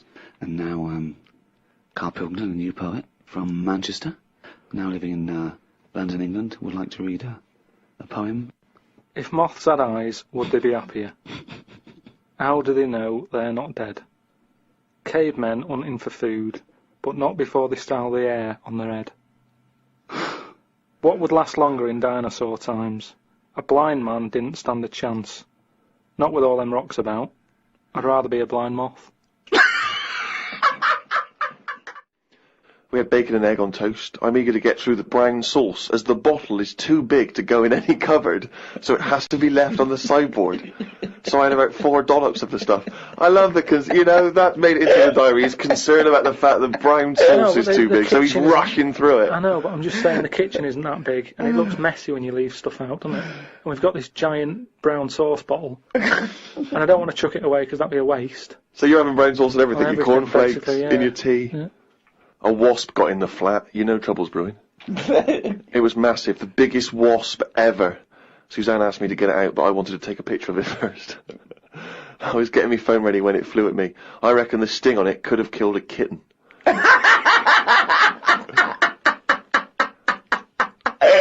So specific. It ended up flying out the window on its own. Drama averted.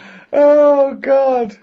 We went out for tea. You're always in a cafe. That's what this diary. You spend so much time in a cafe. There were loads of flying ants. I kept kicking the table because I could feel them on my legs. I wouldn't be that jumpy normally, but I still had flashbacks of the giant wasp from the morning. Suzanne told me to stop being stupid because I was ruining her night out. A night out in a cafe. Brilliant. Oh, what was it, her birthday? And flashbacks from an incident. Yeah. Like he's some sort of, war veteran. What is it? It's the wasp. It could have killed a kitten. Bought some wallpaper. We got back and got on with it.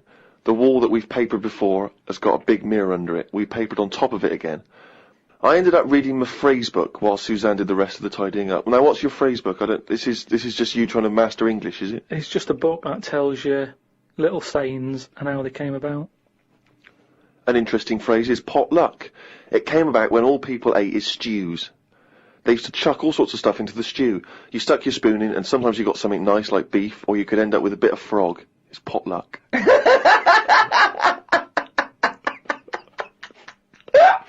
Good, isn't it? That's what it said in the book, did it? A bit of frog. Got up and checked the wallpaper out. There are loads of air bumps and it's buckled on the joins. I wish we'd never done it. Suzanne said the washer was broke and it's out of its warranty. She called up the people who made it and they said it will cost £150 to fix. I don't know how they know that when they haven't even seen it. I want to smash it to bits and see what they can do for 150 quid. So much anger. I want to smash it to bits. That'd be great, wouldn't it? 150, you sure? Come round. Yeah. And it's just like a cube that's been through one of those car crushers. Yeah. 150 quid, there's 150 quid, fix it. I watched the news and calmed down a bit, because there was a story about some Siamese twins who are having an operation. They've got 2 heads, 4 arms, 2 legs, 1 liver. The doctor said they will have 1 leg each. I felt bad worrying about the washer when people have bigger problems like the Siamese twins. Ricky and Steve asked me to do a poem about 1 day a week, so I thought I'd do one today. I can't obviously do it justice, so I should let the master read it. You've done another poem? Yeah, you said, just do one. If you have a day where you've had a lot of emotions. Well, I loved the poem, and so did the listeners, and I knew they would, so if you can do that every week, that'd be a joy for me. You can't force a poem, though. No, I know. The diary's easy to do, because you just write down what you're doing. But you've got to have some really meaty subject matter to be able to write a poem, Rick, as you'll discover. I know. Right, so, you've heard what problems I had that day. Go on then. Bubbled wallpaper. What a mess. Washer dry and knackered. What a mess. Siamese twins separated. 1 leg less.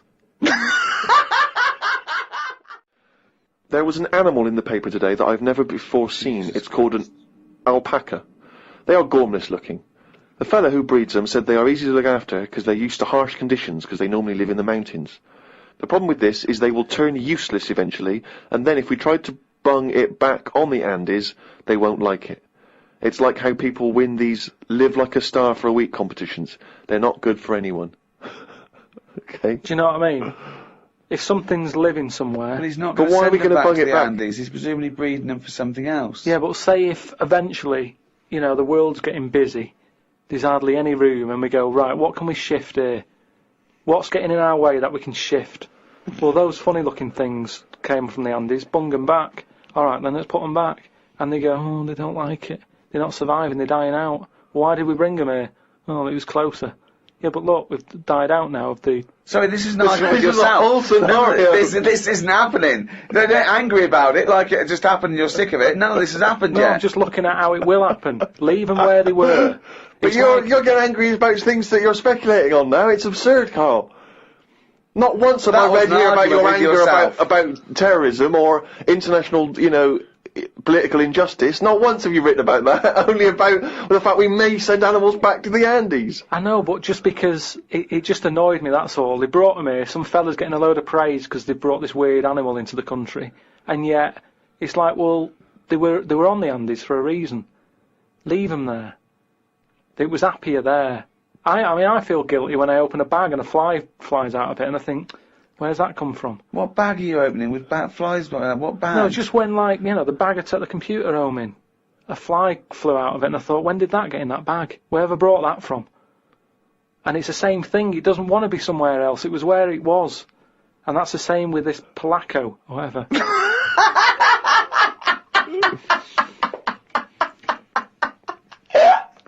Oh, God! It's amazing! It really is the ramblings of a madman, isn't it? Some new sea thing has been found. There's no headlines on the news. It wasn't found by sea experts. It was found on eBay. Someone was selling it for a £5. I don't see the point in buying something that you don't know what it is. What do you mean? What do you mean? It was... Someone's found some sort of shell with a thing living in it. Right. They thought, oh, I've never seen one of these before, I can flog it on eBay. Someone bought it and then wanted to look after it, went to some sea expert, and they said, oh, I don't know what that is. That's the story. It's just weird how stuff's being found on eBay. No, it wasn't found on eBay, though, was it? Yeah, but that's where the specialist people sort of picked up on it. It's just weird that... I mean, all I was saying is I wouldn't want one. If you don't know how to... If it's a new creature, you don't know what makes it happy. When you get a kitten, you go, stroke its head, loves it, right? And you can do that knowing that it's liking it. If I had a little seashell, and you go, does it sit in water? I don't know. Do you know what I mean? You could end up doing more damage. So that's why I wouldn't want it. It's nice to have rules in it. It's nice to know what you're doing with something. Well, as you write in the diary, it's like if an alien landed and wanted to live with you. As much fun as it might sound, it wouldn't be long before you got annoyed with it because it wouldn't eat the food you gave it. That's what I'm saying, but I couldn't have a go at it because he might not like pasta. It might not. Got up and put the radio on. I listened to the story that the vicar read on Radio 2. Yeah, that could be good. He was saying how Jesus was 33 when he died. He said he was more into the idea of doing a lot in your life than living for ages.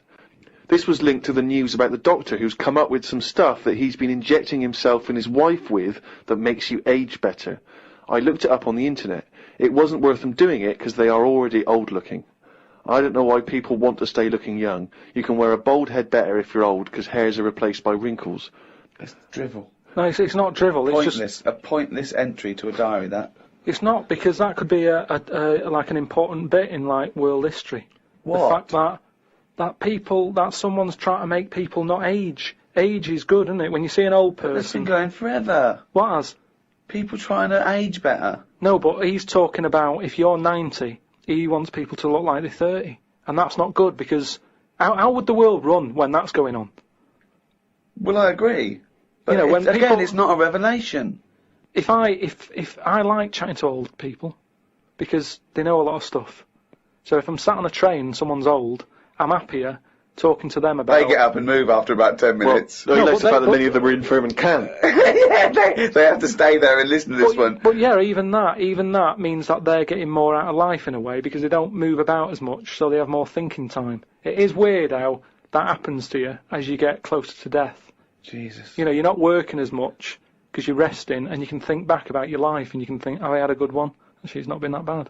Whereas if... But you must have started that now, because you've been doing nothing for the past 3 months. Yeah, but I'm just, well, that's, like I'm saying, it is a good thing for you to do, to sort of think about what you've been doing with your days and your weeks. And how stuff. do you assess your life so far? With all this spare time you've had in your hands and moping around and moaning about your illness and just sitting round, right?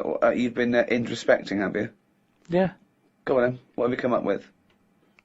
I haven't come up with anything. I'm just, I'm just, you know, I have an all right life, and things are changing. Oh, keep saying that. No, but you don't know how much They are changing to the point of, I don't know if I mentioned the squirrel eating Mars bars, but from that, from that happening to monkeys opening bottles with lids on them, to it's mental out there. It's madness what is going on. And all I'm saying is old people need to be old people. You need oldness. You need to see old people. You need to go, right, they might have a solution. They've been on the earth longer.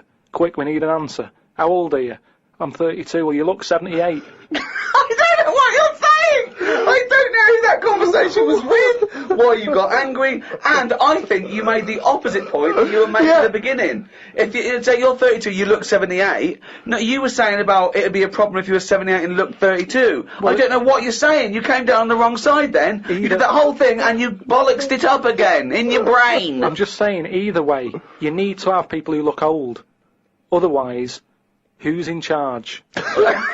I don't know what you mean. Right. So you say so you're saying it'd be alright to make 78-year-olds look 32, as long as there were some 32-year-olds that look 78, as long as you've got old-looking people. No, but say Can I tear this page out? Because it's worthless. What I mean is, when I went to the doctors, I saw the specialist, right, about the kidney stones. I was asking him all the straight questions. Go on. Is it life-threatening? No. How long am I going to be out? Couple all the of rest days. of it, right? Now, As it turned out, it is life-threatening, and you've been out for 3 months whinging about the fucking thing. Strange. Now, he was quite old. He looked about 55, and that reassured me in a way. In a way, it didn't, because he's one of them doctors who didn't open his eyes much, and I kind of thought, I hope you open them wider. I don't know what you're talking about. What do you mean? What? What do you mean he didn't open his eyes much? One of those sort of doctors who's either that overworked, that is, he does that, you know, when he's tired, so he's going, right, what we're going to do is, and he's doing that with his eyes shut, he's talking like that. This is radio. I know, but I'm telling you, so you can see. But people are meant to be listening to this. But if they can't imagine me with my eyes shut... Well, tell him you got your eyes shut. Just say he had his eyes shut. Yeah, he had his eyes shut. Had he been reading this? Bored stupid, I imagine. He's just trying to get a... Well, do you know what I mean? Or I don't know if it's because he's tired or if he's that educated that some people know so much you don't even have to look at it. I don't know what you're talking about. Intelligent people. Who is so educated that they don't need to open their eyes? Well, you see it. You see like... Who's that bloke up there? Is he blind? No, he's been reading too much. He doesn't open his eyes anymore, doesn't he? No. Old people who you see wearing tweed and what have you, and they're really posh and they talk, and whenever they talk their eyes are shut and they open... I don't know what this observation is. I don't understand why you've never seen that. I've never seen an old, educated man wearing tweed who doesn't bother open his fucking eyes. Steve, I don't know what you're talking about. Steve, have you seen... Do you know what I mean? When people don't sort of open their eyes when they're talking to you, and it can be quite annoying, because it's like they're saying, I'm not interested about you sat there, I'm not bothered if you're listening or not, I'm saying what I'm saying because I say what I say. And it can be quite annoying. If he has got his eyes closed, he's probably just trying to absorb what you're saying and think carefully about it, so he doesn't misdiagnose you. I'm not having a go at him. Well, I'm just saying he was 50 odd, and I was happy that he was there telling me... I don't know why you were watching his eyes when he was telling you about your insides. Because you can tell a lot by people's eyes. That's what I said about jellyfish. But, you know, just lines in a face tell a few stories, and I don't think we should get rid of them lines. Looks like the world's fattest man is having an operation to get rid of some of the fat. He has to have an iron bed because that's the only thing that can hold his weight. There's also a man whose skull has fell out. He's in hospital somewhere. I hate that. It would make me panic. The hospital is busy with people coming in to look at their head. What are you talking about there? That tells us nothing. Right, it's impossible for a skull to fall out. How are scholars in 10,000 years going to be... What are they going to decipher from that? They can sort of go... There's not enough incident detail. But how did his skull fall out? Circulation problems. But answer the question. How did his skull fall out? Fall out of what? He was at home, and I don't know if he was combing his hair or something, but it come off. What did? His skull. What do you mean, his skull? Do you know what the skull is? It's a part of the head. Well, no, it's the structure of the head. It's the bone. Do you mean the top of the skull? This is only useful if you have all the salient facts. Then it would be of interest to us. We could. Well, I couldn't take that on. I'm busy. I'm not going to start looking into stuff in depth. Just get the details. God. You're such an idiot. You are the best, idiot in the world. Well, I don't want to be premature, but that entry is followed by, I injured my toe the other day by dropping the toaster. Instead of letting it hit the floor, I tried to catch it with my foot. I didn't think I'd done any harm, but my nail looks like it could fall off. I might show it to the doctor when I get me kidney stones out. We could easily get by without nails on the feet. They are more trouble than they're worth. You're so wrong. You're so wrong. I think on the days when cavemen without shoes and animals need nails, I don't think we need them now. I honestly, because you hear about ingrowing toenails, right? So that's a problem. You've got to cut them. Stuff gets under there and gets infected. Get rid of them. You won't have any of that, as long as you wear shoes. No, you'd have unprotected toes and fingers, wouldn't you? I didn't say on the fingers, just on the toes. So why do you need them on the fingers and not the toes? Because you use your hands to do stuff. I've said about toenail out. It'd be good to have it growing on the head. What? Just having like a sheet of it, just like a nail on the forehead. You wouldn't look weird because we'd all have it. I'm not saying. What are you talking about now? I'm just saying I don't want to go on about evolution and stuff because we've done it all. What do you think the skull is for? No, but I mean on the outside, so that when you bang your head, it's a little bit more protection. Like people. I mean, you're looking at me like that. Why do you wear a helmet on a bike then? Because the bike wasn't meant to be invented. We weren't meant to whiz along at 70 miles an hour with evolution. I know, but because life's changing, like you've said. But you can't go, let's evolve, let's re-evolve. Okay, let's assume we've got this nail on our head that's growing out of our forehead. So we look like one big thumb. Yeah. Which weirdly, Carl kind of, I mean, you can almost imagine it looking at Carl now. You can imagine a big nail there. Does the nail continue to grow? Do we have to trim the head nail? Yeah, in the same way you get a haircut. Why is that preferable in your mind to just wearing a crash helmet in instances where you might have something hit your head? Just because, for a start, helmets, you have to carry them around with you. That's one thing that's put me off having a motorbike. Whenever you see someone on a motorbike, it's all like the clothes they've got to wear. And it's like a big upheaval, isn't it? It's you know, if you have a car, you can get in with your shorts on, your flip-flops on. A motorbike, it's like you're an astronaut or something, and you're only nipping down the road for some milk. Do you know what I mean? So, what I'm saying is get rid But does it annoy you having to put shoes on every day, and underpants, and a vest, and I don't know. No, but once they're on, I'm not carrying them. They're on me. If I had to then take the shorts off for whatever reason and walk around holding them, I'd go, I can't be bothered. I don't like holding a bag. I don't like bags. We carry too much around with us now. I don't like carrying stuff. It's just a hassle, isn't it? It's just endless things he doesn't want to do, doesn't like doing, isn't like carrying bags. Who the hell has a gripe about carrying bags? Why is that a concern? Because it's stuff that's on you. I love the way that he wouldn't mind having a nail growing out of his fucking head, but he doesn't want to carry a bag. What's good with it is, everybody's got one of these. And but it's not going to happen, Carl. And the most important thing in your body, apart from the heart, is your brain. So protect that, not the toes. The toes we can get by without the toes. But your head's important, isn't it? There's a lot of stuff in your head. And I know all this just after seeing the Bodyworks thing. I went to see it's a show on where there's a load of like dead bodies and that. And you can see how much stuff's in the body. And there's loads of stuff. There's nothing in there that you don't need. It's all doing stuff. Everything in your body. We've been telling you that for years. But you reckon you don't need the toenails? Yeah, that's on the outside. I'm saying everything that's on the inside of your body, right? You don't need the appendix. No, but doesn't that depend on what lifestyle you have? Well, it's a hangover of when we probably ate a lot more cellulose, and it's. Yeah, well, they might come back. Things are always coming back, aren't they? So if people start eating them again. What about male nipples? Sort of looks alright though, doesn't it? Because the chest is quite plain, so with nothing on it, you'd go, oh, what's this? It just balances it out. I think it looks alright. I think it works. So leave it. But what were we talking about? But wouldn't you rather have maybe a little like a rib cage around the testicles? Because you get a whack in them and it yeah, that's pretty good. Not an invention, Carl. It's not an invention, and we can't do it. But would you be able to sit down still? Because that's the good thing with them at the moment, is movement. So it sort of works. But don't they say, they said something about testicles, the Bodyworks thing. Well, they're on the outside. Put yours away, Carl. You're not one of the exhibits. They're on the outside because they have to be a few degrees below body temperature. I think the Satoni cells to So that's an odd design. That they had to go there, because it's a bit of an odd place to have them. Where would you suggest? Dangling from the throat? Sort of. I want to redesign you, right? You can possibly do this now. This is something you can actually do, probably. You could probably have your testicles anywhere. So where would you want them? You've got a giant forehead nail. Yeah. You could have that. It probably wouldn't grow, but we could certainly have that.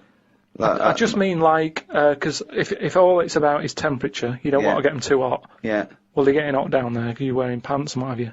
So have them nearer to the outside of the body. Well, they are near the outside of the body. No, but we wear pants over them. So you wear pants over them because their testicles and polite society suggest that you don't show your testicles. That's the odd thing, isn't it? That's what's happened somehow. That we've said testicles shouldn't be seen. Well, then just cut a hole in your trousers. If it's only about, keeping them cool, and because they're too hot, why don't you just hang them out your shorts? Because there's too many sort of seats that are shared these days, isn't there? But what I'm saying is... Well, what are you saying? Where would you put them? Somewhere like, sort of under the ears. So it sort of just looks like lobes. So you would redesign your body to have a pair of testicles hanging from your ears. And when people are sometimes talking, they do sort of mess with their ears, and they're always saying check for lumps. More handy. Had a late night last night because I stayed up to watch a programme about monkeys. It's already good. Of course you did. It's already good. Now, before I read on, I mean, is this not some kind of monkey news? Is this not a late return to monkey news? Well, it's not that good. Is it not? Whereas the other monkey news is... Oh, chimpanzee, that's some more shit! This is what he says. This is what he gleaned from the programme about monkeys. It sat on a bridge and wanted stuff off people to walk over the bridge. What? So it was acting as some kind of toll booth, This is ridiculous. No, it was a bridge in like, the jungle. Oh, shut the fuck up! And it's a monkey that sat on a bridge, and a lot of tourists go through the area. No, it's a monkey who realised that if he sits there, he'll get stuff because it look like it's a cute little chimp begging.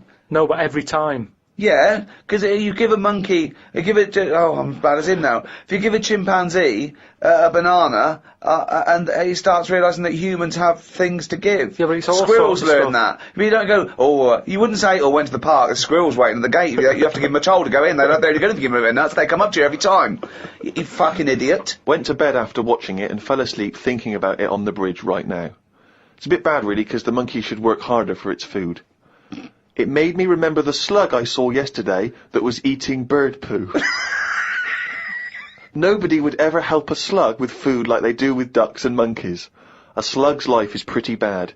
The only time they come out of their den is when it's raining. Den. So even their days out are depressing. It is. Do you know what I mean? No. It is like, it's a horrible thing to be, innit? A slug.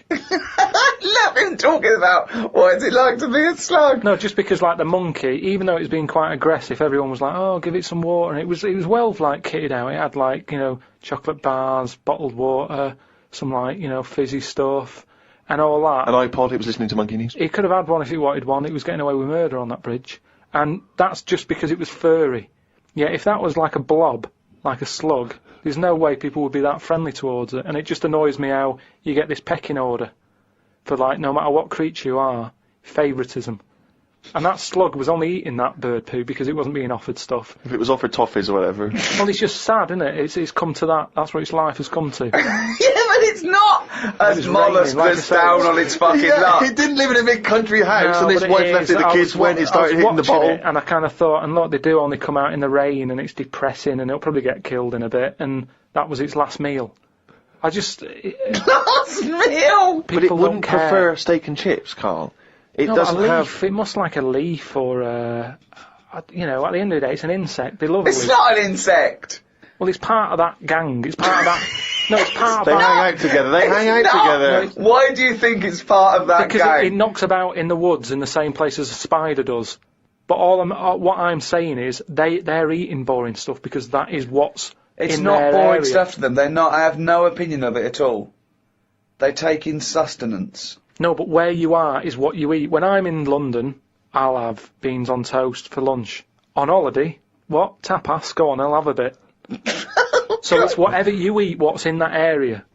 Suzanne went off to work and I went to the shop to buy some envelopes. The shop was empty, but the fellow behind the counter was on the phone and just kept talking even though he could see I was waiting. I started to count backwards from 20. When I got to 6, he hung up and served me. I won't use the shop again. Question, why count backwards from 20? So he's thinking, what's going to happen at 1? If I start counting from 1, he's going, well, let him carry on. What, out loud? So not really loud, but like, more of a mouth action, so he could see who was doing it. You know, like Sorry, you just started miming counting backwards to a man in a shop. He's on the phone. The Yes. shop is empty. I Yes. thought he'd like me custom. He could have served me and stay on the phone. Even though I don't like that, at least he's still doing what he needs to do. I'd have said, working the sorry, shop. can I just get these, please? Yeah. Well, I stood there and I thought, it's annoying me now, my kidneys aching, and I started to get a bit of a sweat on. So I thought, right, I'm going to give him 20 seconds, and if he hasn't got off the phone, I'm leaving. And when I got to about 6, he served me. What's wrong with that? Again, You are giving one yourself, of the strangest people. it's just giving yourself a thing. I could have been stood there for Free. ages. He's one of the strangest people who's free to walk It's the about, streets. no, I set myself a little target and I thought I don't want to waste another 30 seconds in here, I'll give him 20. It worked. He served me at 6. But it didn't work. Yeah, but did he do it because you were doing that, or did he finish his phone call? I don't know, I was busy counting. Looked at what's been going on in the world. There was a human head attached to a seagull's body in a jar. Is that all it says? This is the sort of weird stuff that goes on behind surgery doors. I doubt it ever flew because the head would have been too heavy. Well, of course it wasn't. It didn't happen. It wasn't live. No, but they try this stuff, don't they? That's like that programme I watched with a Well, monkey's head who on. has ever tried to put a human head on a seagull's body? They've done loads of stuff like that. It's part of us moving on, isn't it? It's, What are you talking about? I'm not going Carl? to get into arguing about Well, science you're because wrong. it's all Don't behind talk closed doors. shit. How do you think we can change a heart now from another body? You have to try things out. It's trial and error. All sorts of weird stuff goes on in hospitals, but we let it happen because it's to help us out in the long run, isn't it? But what are they aiming towards when they're going to find out if you can put a head on a seagull's body? What is that? What are they want to learn, and how do they want to apply that knowledge? A new heart is obviously for a reason. It saves a life. Yeah, What is this to save money on transport? Instead of getting a bus pass, you go, can I put my head on the seagull's body? I go, well, it won't work. Well, try it. Yeah, but there is odd things like that. Like, I saw a fish the other day, right? Right. And honestly, it's the weirdest thing. It was just like a blob with a face. Now, I would never have said, yeah, let that swim about. I'd have killed it from day dot. I would have gone, get rid of that. Oh, God! Under what circumstances would you have killed that from day dot? I'm just saying, looking at it, I'd say that does not work. And it looked sad. It looked like it didn't want to be about. Have you got her number? Now, of course, for those of you who have not been keeping abreast of Carl's medical complaints, just bring us up to speed, Carl. You had to go into hospital this week because previously you'd had... I've been in and treatment. out, honestly. I've been in and out of that hospital just with kidney problems, really painful and what have you. And, He had kidney stones, alright. No, but seriously. Monday. I had a bit of a lie-in today because I have to get up early for my operation tomorrow. Not only have I got to have tubes shoved up my knob, but I also have to get up at 5:50. Suzanne said I could have what I want for my last dinner. It's not your last dinner, you're going for an operation. Yeah, but you can't take things for granted these days. I had shepherd's pie and peas. Suzanne made it from scratch. As nice as it was annoying. Because making stuff from scratch means loads of pots, and it's my job to do the washing up. So much as the food was nice, there was loads of pans and that. People who get their last dinner on death row don't have to wash up. Got up at 5:55. You were supposed to be getting up at 5:50 on the other page.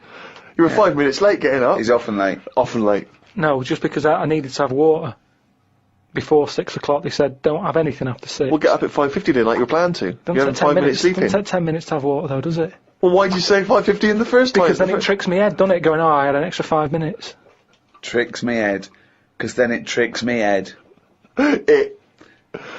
Got to the hospital and had to wait in the waiting room. There was another 9 people in there waiting to be sorted. I got called in. They sat me on a bed and took all my details down. 5 minutes later I'd been knocked out. I got woke up when they were ripping a pipe out of my throat. I felt more rough this time. The doctor came to see me and said he couldn't find a stone, so I must have passed it. I said, are you sure? He said, yeah, we filled your kidney with water and expanded it and there was no hiding place. I sat in the recovery room for an hour while they found me a bed. One of the fellows who was sat in the room with me this morning got wheeled in. They couldn't wake him up. All the nurses were laughing because he didn't want to wake up. I bet they were laughing at me when I was in the theatre. Someone told me they totally strip you when they're operating. I would have looked like the alien on the Boswell incident. Boswell! Boswell! It's quite a nice analogy if it weren't for the fact that you said Boswell. It's the Roswell incident. Didn't sleep much through the night because there was a 60-year-old fella shouting at the nurse about his pillows. I don't think I slept through a full hour with one thing or another going on. My bed was next to the toilet, so I kept hearing the flush. How do they sleep in hospitals, though? They wake you up to give you fucking sleeping pills and things, don't they? How do you sleep in there? It's always hot. It's always like 90 degrees. There's no air. Is that to make you drink water? I don't know what it is. There's no air. There was an old fella across from me who kept breaking wind. He didn't even try and cover it. He was just of that age where he didn't care. Just like, that's what I do. I'm in the hospital, leave me alone. What do you mean? Just, I don't know what was wrong with him. I talked to him because at first I felt sorry for him. I was a little bit like, you know, he's had no visitors. No one's calling him up, so I'll talk to him. But then he got that familiar with me that he'd just be doing it whilst I'm chatting to him. Just like he's my granddad or something. It's just like, oh, that's what he does. It's like, well, I'm ill as well. Stop doing that. Honestly, unbelievable. He didn't even try and cover it with a cough. It was just like, that's... With a cough! How would you cover it with a cough? Just non-stop. Got home and sat down. My pains are coming back, but the doctor said this would happen and that my insides are still in shock, so I need to take it easy. It's 9 o'clock. I'm in agony. I can't do the diary for the rest of the day. Jesus. So you may as well just tell us then what happened. Right, well, yeah, after that, went back in. Suzanne just got frustrated with me because I was rolling about on the floor and she was trying to watch Arthur, right? So that was on the other night. I thought it was when you lodge her. So, And she said, look, if you're in pain, do something. She said, you know... You went and got a cold plate. Yeah. No, use an ashtray. Plates are for liver damage. She said, right, come on. Let's, I can't put up with this. It was like 2 o'clock in the morning. So we left the flat and what have you. Got in a taxi. He filled up on the way, which was annoying. He did it. That is cheeky. That really, I mean, he could On see the us way in to the pain. hospital. So, Because he's not an ambulance driver. Did you explain that to where you were going I to? was in that sort of thing where you just can't be bothered. Do you know what I mean? I was in a sweat and He stuff. came back with a scratch card and some barbecue. Briquettes, yeah. So anyway, he gets us there and he doesn't charge us, which is pretty decent of him. That's alright, yeah. So I go in, and there's like, I don't know if you've been in like A&E at like Grim, I imagine. 2:30 in the morning. It's just depressing. Fluorescent light doesn't help because it makes everyone look iller than they actually are. So in there was a woman who was just sat there crying. She wasn't holding onto any part of her body. She was just sat there whinging. And when you're feeling bad, you've got that going on. So you just want to tell her to shut up. There was a fella who was like moped over in a wheelchair that someone had just chucked in. Moped over. It looked like somebody had just sort of found him and wheeled him in. Nurse? Who's the guy moped over? So this gay fella came through.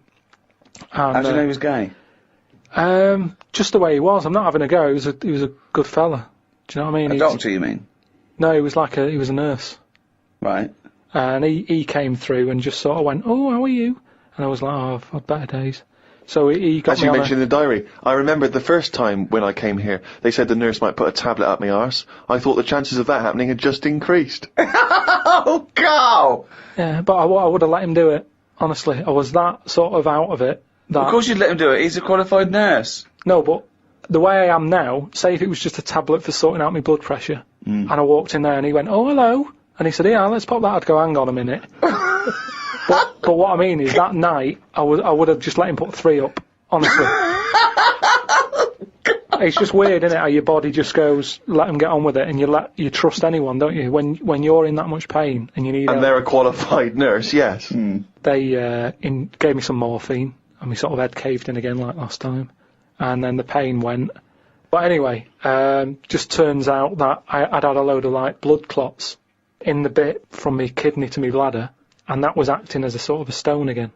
No, it's just, So that's it's just a scab, isn't it, where it's curing it? So. No, but all the work, when they blew up the kidney 4 times its normal size, so there was no hiding place for the stone. Yeah. So when they did that, it caused a lot of blood. It must have ripped the sides of it and stuff. And then that blood was in the kidney, and it went down the pipe and blocked it up a little bit. And that's the pain that I had. It was sort of, had problems getting through all this thick blood that they'd caused. So, the weirdest thing that happened when I was in there, right? The morning, like, after I'd had the morphine and what have you, right? I slept pretty well. But I woke up, and you have like a telly for your own bed, that you're allowed to use if you pay for it, right? So the glow from that woke me up because they come on at about 7:10, and the telly's in front of your head, right? So you're getting this glow and you're going, oh, what's that now? And I looked at it, and all it had written on it is, Karl received bad news about your father, right? And I was like, is this what they do now? Because it's such a big hospital, did they just text you sort of news to your bed? And I was kind of like, like I say, it was early, it was 7:10 or whatever. Thinking, what's going on? I didn't have my mobile, Suzanne took that. And I was looking, I read it again, I thought, it might come up with more, like, what's up with him? Turns out it was just a review for Neighbours. It just tells you, it tells you what's on the telly that day. And there's some fella in Neighbours who's called Karl, whose dad went bad. So that sort of woke me up a bit. I had a bit of a shock then. It was kind of like, so I was wide awake at like 7:15 in the morning because my heart went a bit fast because I thought something had happened to my dad. Karl, of course, has written a poem about the experience entitled My Ward. All I've done here, I've been through I don't know what the word is, a bad experience. Trauma? A trauma, yeah. I've been through a load of trauma. Mm. So I'm just finishing it off with a little sort of picture for people. Go on then. In my ward. It's called my ward. Me, a Chinese fella, and an old bloke who looked like Mr. Burns from The Simpsons. Don't know what was wrong with him, but breaking wind was the symptoms. No one visited him or called him. He seemed quite lost to me. As well as wind problems, he had a colostomy. When I left, I said, see you to the old man. Turned out the other fella wasn't Chinese, he was from Japan. I never found out what was up with him. You've got a little picture there, haven't you, of me sat in my ward. I'm sat there with that fella who I didn't talk to, the old fella who had wind problems. And that's what a poem is, isn't it? But the detail about you thought he was Chinese and he turned out to be Japanese, how is that evocative? That's just a piece of misinformation. It's just I like it. I imagine a lot of people make I that like same it, because you mistake. know why?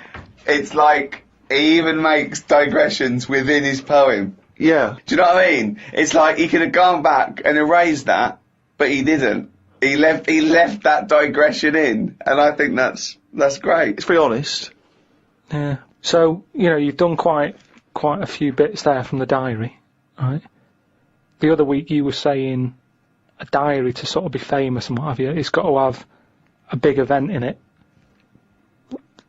That's a big event in my life, right? Mm.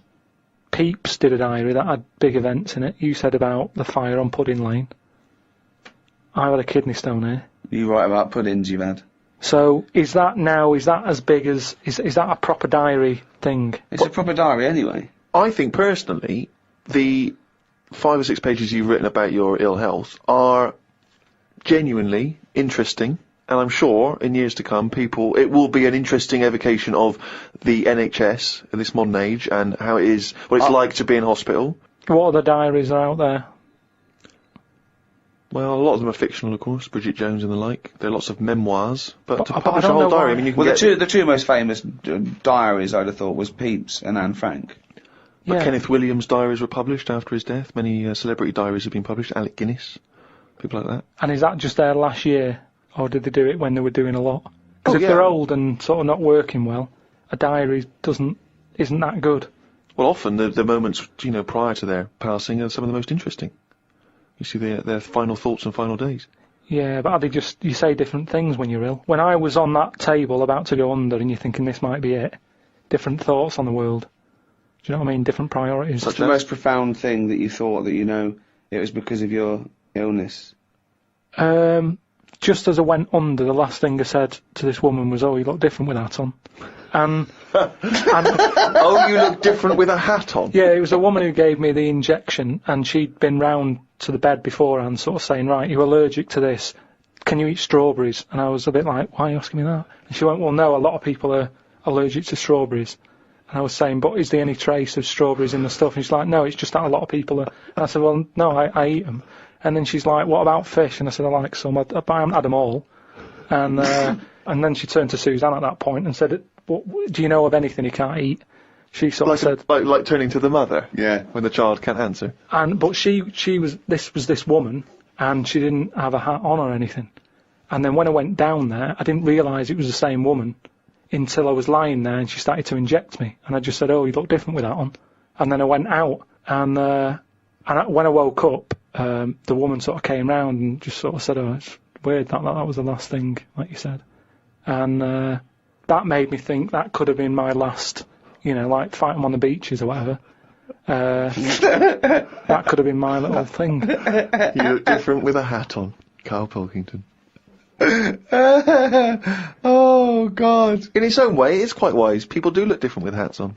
I think his last words would be something like, can this kill you? Yeah. Suzanne, can you drink bleach? Me mam called me to ask me to like... Fuck me, you're right. That should be.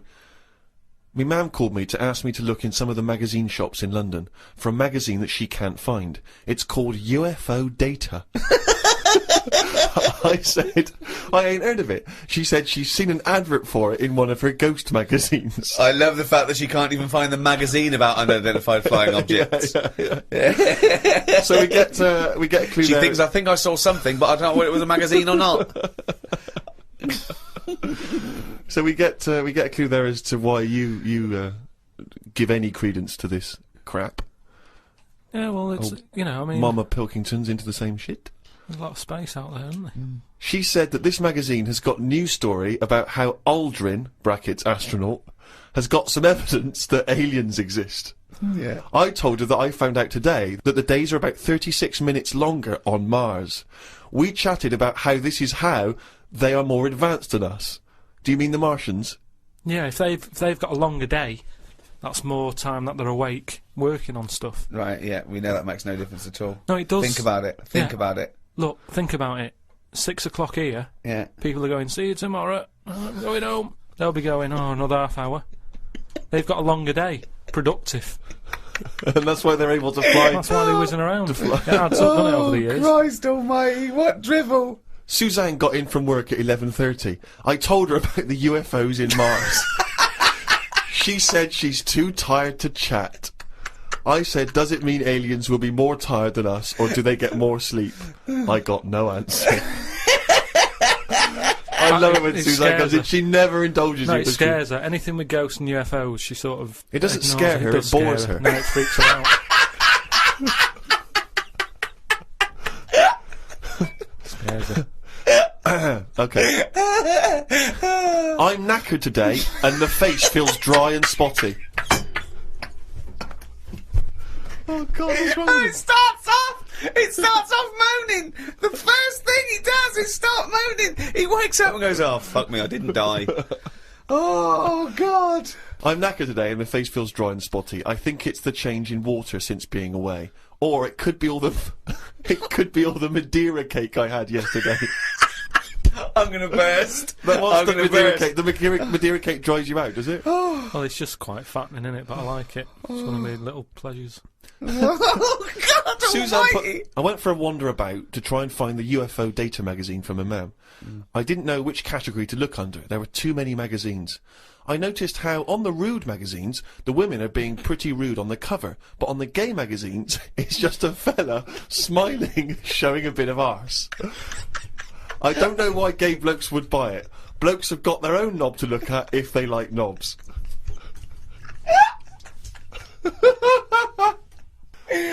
Why were you looking at the gay magazine? No, I wasn't. It's just that... Oh, you were? No, I You noticed studied them. Yeah, because I was you've looking written for UFO data. I don't know where they put it. I don't think you find evidence of other worlds down men's pants. Yeah, I don't think you want to boldly go where no man has ever gone before, Carl. I had no luck trying to find the UFO Data magazine. I will try some other shops. He writes UFO Data magazine every time. He can just put UFO mag. But no, but it reminds me. You want to be specific. If I write stuff down, it means that I remember it more. Sure. So, still looking for it.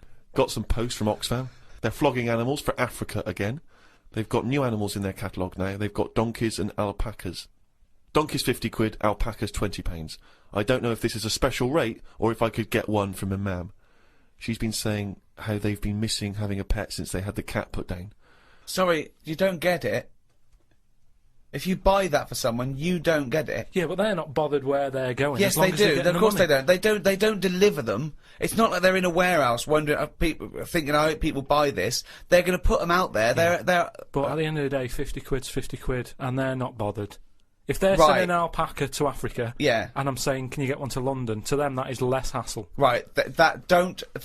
Carl, that's not how it works. You can't just go and say, oh, I'll have one of them. They're not bothered. It's for charity. Carl, of course they are. You can't buy an alpaca for 20 quid. Christ almighty. Plus postage and packaging. They're big bastards. Read about a pub that is getting some stick because they've stopped a horse going in. It's been the horse's regular for ages, but there's been some new owners who've taken over the pub, and they said they're serving fresh food and don't want a horse in there anymore. She taught me some way to breathe that will relax me. I wasn't feeling that relaxed, though, because the person behind the counter was banging about making a coffee. Noise stresses me out. I wonder if less deaf people die of stress than people with working ears do. Oh, it's the theories. It's the theories. It is such a noisy world, though, isn't it? It is. London is noisy, very noisy. I think just everywhere, just noise in general. They were Yeah. saying now, like, every noise has been used at least 5 times or something. What do you mean? Because there's only so many noises in the world. I don't know what you're talking about. I don't know what you're talking about. No, there's only so many What noises. do you mean every noise has been used 5 times? I don't know what that means. I don't know what it means. Because I don't know. I've no idea. Every noise has been used at least 5 times. there's only so many noises. It's like a piano, isn't there? There's only so many notes. Yeah. And there's only so many noises. Right. But because there's so much stuff, the same noises are being used again. I don't know what that means. By whom? Who's reusing the noise? By whatever. So a you'll have- woodpecker when it's woodpecking? Yeah. Some birds make noises that would sound like a Ford Escort. Just because there's only so many noises that people can use. What is he talking about? Noises are a byproduct. Outside an instrument, Yeah. noises are a byproduct. A machine, they don't go, watch me make this noise, make this machine. It makes the noise it makes when it's doing something. But why does it make that noise? Why not pick another noise? They don't pick the Who's noise. picking the noise? A printing press makes the noise because it's the sound of the thing Yeah. going down. Yeah, you so know, the printing- a hammer makes that noise because that's what it does. No one's going, oh, can we make this make a different noise? No, it's a byproduct. I know. So there's only so many noises. I don't know what you mean. You said the byproduct is because of something that's happening, right? But it's Yeah. the physical action, isn't it? And the way that impacts on the surrounding air.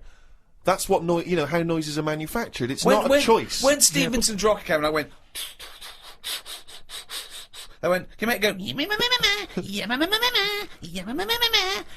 That's the noise it made. I know, but then, say like a new frog comes out. Oh, what do you mean a new frog comes out? They find a new type of frog. Right. It makes a noise, and Yeah. they'll go, "Yeah, I knew it was going to sound like that." What are you talking Because about? there's only so many noises. No animal comes out and makes like a weird noise, and you go, "I've never heard that noise before." They go, "Oh, that sounds like a chicken," or "It sounds like a Ford Escort," or there's only so many What frog noises. sounds like a Ford Escort? Well, No, but there there'll be can't be some many animal. because you've used Ford Escort twice as an analogy here. So you're running out of noises. You've come up with chicken and Escort so far. I can't explain But the problem it. is, a Ford Escort sounds a bit like an Austin Allegro. So I don't know, yeah. And a chicken, you're ripping off the turkey, you cunt. I read a bit in the news about people being injured while trying to cut open avocados. It's a food that ain't worth injuring yourself for. If it's a hassle to get into, leave it to the experts. I have never bought one. I have also avoided coconuts and pineapples. The amount of hassle to get into these things outweighs the joys they give. Yeah. It's the same reason I never bought a pair of Dr. Martin boots. Too much hassle when it's time to take them off. Yeah, a lot of my mates used to wear them in like the 80s. You know, you can't just kick them off, can you? It's a big upheaval. You've got to unlace them, you mean? Yeah, I mean, since I found shoes with Velcro on them, brilliant. Just the way, I don't understand why laces... Is it because you can't tie your laces? No, I can do it, but it's wasted time. You're so lazy. Wasted time. That gives him more time to sit around and look at insects, How long eating does it take biscuits. to take off a pair of boots? Well, it's 14 ridiculous. seconds? He can't fit his days as it is. No, but I don't understand how some inventions sort of catch on and other things don't. But this is what I mean. He's got too much time on his hands. Sitting round at home thinking, why are we not using Velcro more? But there's Why one are we- Velcro manufacturer going, yes! At At last! He last. said what needed to be said. Why don't you get it sponsored? Because you could wear a Velcro toupee. Because that would be great if we could do that. If someone could invent a little hairpiece for Karl, Velcro's the little bit of fluff he's got on the top of his head, his shiny orange-like head. Pop a little Velcro toupee on. I would love that. I would love to get him wearing a wig. But why necessarily reduce it to a toupee? Why not some kind of carrying device? You know, he could carry goods and things around in there, sandwiches. Yeah, he doesn't look like carrying a bag. Well, what about that? A little thing you carried around, a little Velcro thing you carried a pot on your head for your sort of like keys and trinkets and money and that. Well, no, I've told you about that idea that's out there, but hasn't caught on as well. The tie, Right. the tie with loads of pockets and stuff in it. Yeah, but you got to wear a tie. Yeah, but that'd be quite nice, wouldn't it? I've never wore a tie because I always think, what's the point? It's just hanging there in the way. Can you imagine this image of Karl walking around in his big Velcro shoes, a tie with an apple stuffed in it, car keys, Yeah. iPod? No, but don't you think it's a good idea? Would you wear it with a shirt and collar or just a t-shirt? No, wear it with a shirt. That's what I'm saying. It's an invention that will smarten up the world. Now, a tie, what does a tie do exactly? Yeah. What does it do? Nothing. Right, so I'm saying make it do something. But I'm saying don't wear it at all. Pop your keys in the trouser pocket. No, or because take a bag. because the world is getting more and more scruffier, isn't it? When you look I back don't know what that means. I don't know what that means. when you look back at like Victorian times and everything, everyone wore a hat. Right, they wore a tie, they wore a suit. And it was a nicer looking place to look at. When you see it on pictures, you go, what a smart world that is. Well, you can't see cholera and things on pictures, but sure. No. No, but I'm just saying it's better to try and cover it up with a bit of, you know, Cloth. yeah. Yeah. The world look nicer with more cloth. Whereas now everyone's rowing about scruffily. So what I'm saying is, if we make the tie more useful and give it a purpose, it might come back and the world will look tidier. But a tie, its purpose is to look smart, really. Well, originally it was because we didn't have buttons, so it kept the collar up at the front. That was the invention. It was a useful invention, the tie. Yeah, it was right. called a tie. It tied together, okay? Yeah. So then, when we had buttons, that we didn't really need the tie, but it was a symbol of smartness, like saying, I've made an effort, Yeah. okay? But now, that would go away. So now, you wouldn't look smart with a tie. They'd go, oh look, it's like a bag round his neck with his apples and oranges and his keys and his sticks he's making a nest out of. So it would be scruffy. It would make the tie scruffy, so it would defeat the object. So now when you're carrying stuff round, I mean, crawling on all fours because your shopping's so heavy round your neck, they'd go, look at that scruffy fucker on all fours. Oh look, but look at his lovely head of hair. It's Velcro! It's a hat! Yeah, well, that's the other problem, isn't it? I can't go back to a wig now. My theory about reading old news is right. It's less bad when you know it's old. It was a story about a weatherman who was fired yesterday for having a nude picture of himself on the internet. But that happened 2 days ago. He's probably got another job by now. So old news isn't as shocking. Well, old news isn't news though, is it? It's olds. What are you doing? Just reading the olds? No, but what I mean is, if someone Stick the video on of last week's news. I just want to catch up on the olds. yeah, but then it's still news. News is something that you don't know, isn't it? If someone tells That's you something, everything to you. That's information, Karl, not news. Yeah. but news is information. No, And the what- key with news is the word new. No, I don't think it is it? It's is. just information, but they tell you at 10 o'clock at night. It's like, what information's gone on? Bong. Here's some information. Yeah, that you didn't know before because you couldn't have because it only happened today. Bong. Yeah, but never mind that. I'll tell you in a couple of days. It doesn't matter as long as you get the same info. Bong. Yeah, we can't call it news though because it's misleading. We'd get done. It's called olds. Bong. Yeah, but listen to me theory. What I'm saying is that if someone in your family, you know, it's Christmas and that, I don't want to bring the tone down, but someone dies in your family. Now, say if you're away on holiday, and they don't call you because they don't want to ruin your holiday, and you come home, and they go, Uncle Frank's dead, and you go, oh, when did that happen? And they go, 2 weeks ago. Now, because everyone else has got over it, it's not as bad for you. Because part of bad news is the way everyone's walking around moping, going, oh, have you heard the news? Frank's dead. But because everyone's got over it, time is a healer. That's what I mean about old news. It's better than new news. But according to you, the only news that really matters is stuff that affects you. So it doesn't matter when you There was an earthquake. When was it? Yesterday. Phew, that's alright then. Often the aftermath is worse than the actual event. 2, you only care about things that actually happen to you. So the doctor goes, you got a kidney stone. Oh, when did this happen? 2 weeks ago. Oh, that's alright then. Doesn't make sense. No, but the world But is... you're not upset about dead Uncle Frank just because other people are upset. You'd be upset personally. Wouldn't make any difference when they told you. Yeah, but it is everyone else's emotions that make it worse, I think. Knocking around people who are miserable. What about warnings? What about when they do things like smog warnings, or, you know, there may be a... I don't like it on the news when they sort of say, news just in. I think, oh, what's this? You think, oh, what's going on? But it might be useful to know important information. No, it just makes you panic. What? Yeah, but sometimes knowing stuff keeps you alive. Yeah, I don't know if I like it. It's sirens, you see, I don't like sirens, do I? I've said to you, I think it's a scary noise. Well, it's meant to be, so you get out of the way. No, it's not meant to be. It's a sign to get out of the way. I'd prefer it if it... Like I've said... Hiya! Could you just move out of the way well, it can for be us? anything, as long as we know... It can be a chicken noise, but as long as you know Oh, that that's not chicken going to freak noise... people out. No, but it sort of make you smile, but you go, oh, best get out of the way. You're cycling along and you hear what sounds like a giant chicken behind you. And you smile, because you know that even though someone is burning to death, there's something clucking in my way. Oh, that's probably a guy having a heart attack. Going to my mum and dad's today. I'll cut to the chase, Rick. They basically, we got about 4 pages while they drive to his mum and dad's. Oh, but Jesus I'll skip Christ. past that because it takes fucking forever. Got there, mum and dad. His mum made him some dinner. The old woman next door, brackets, whose man was a witch. Just pop that in brackets. Just pop that in brackets. I think we've discussed that before, actually, the old woman whose mum was a witch. Whose man was a witch? Yeah. Oh! The old woman next door has been worrying because she keeps seeing adverts on the telly about changing to digital TV. She's saying she doesn't want wires drilled into her walls because they'll make a mess. Me dad told her that it doesn't matter because it'll probably won't happen until 2012 and she'll be dead by then. He didn't say that to her, though, did No, he? he did. They've got, you know, she's old. It doesn't... She knows she's going to die. I mean, it's something we've all got in common. And he's right, isn't he? Why is she worrying about it? Maybe that's sorted it out. Put it into perspective for her. You will be dead when this happens. Don't be worrying about it. But everybody worries, don't they? You've got that little sort of hole in your head that you fill with worries. You know, everyone's got to fill that little worry hole with worries, and that's us. Worry hole. Everyone's got to fill the we've worry never hole got with to worry. assume that there's a worry hole. A worry hole. Don't be filled with worries. I love the fact that, you know, doctors in a million years would dig this up and go, humans used to have a worry hole. Went to bed around midnight. Suzanne and I decided to sleep tops and tails, because it made me get a bit more room. Me dad had cut a bit off the mattress to fit it between 2 cupboards.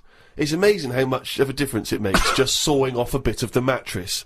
You sort of roll to the edge, but the weight of the blankets keeps you in. This is like something from a Roald Dahl book. No, it's just, you know, you think anything, you can sort of trim anything, can't you, and it normally works. But with a mattress, I mean, he only took off, I don't know how long that is, but he's sawn off about that much on the mattress and then has stapled it back together again. Amazing. And it just makes so much difference. Of course it does, because a mattress is a very carefully designed object. Yeah, you wouldn't think so, though, would you?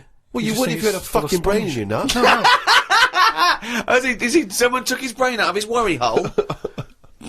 Oh, God. He saw the mattress in half. So we decided to sleep tops and tails. It just gets stranger. So strange.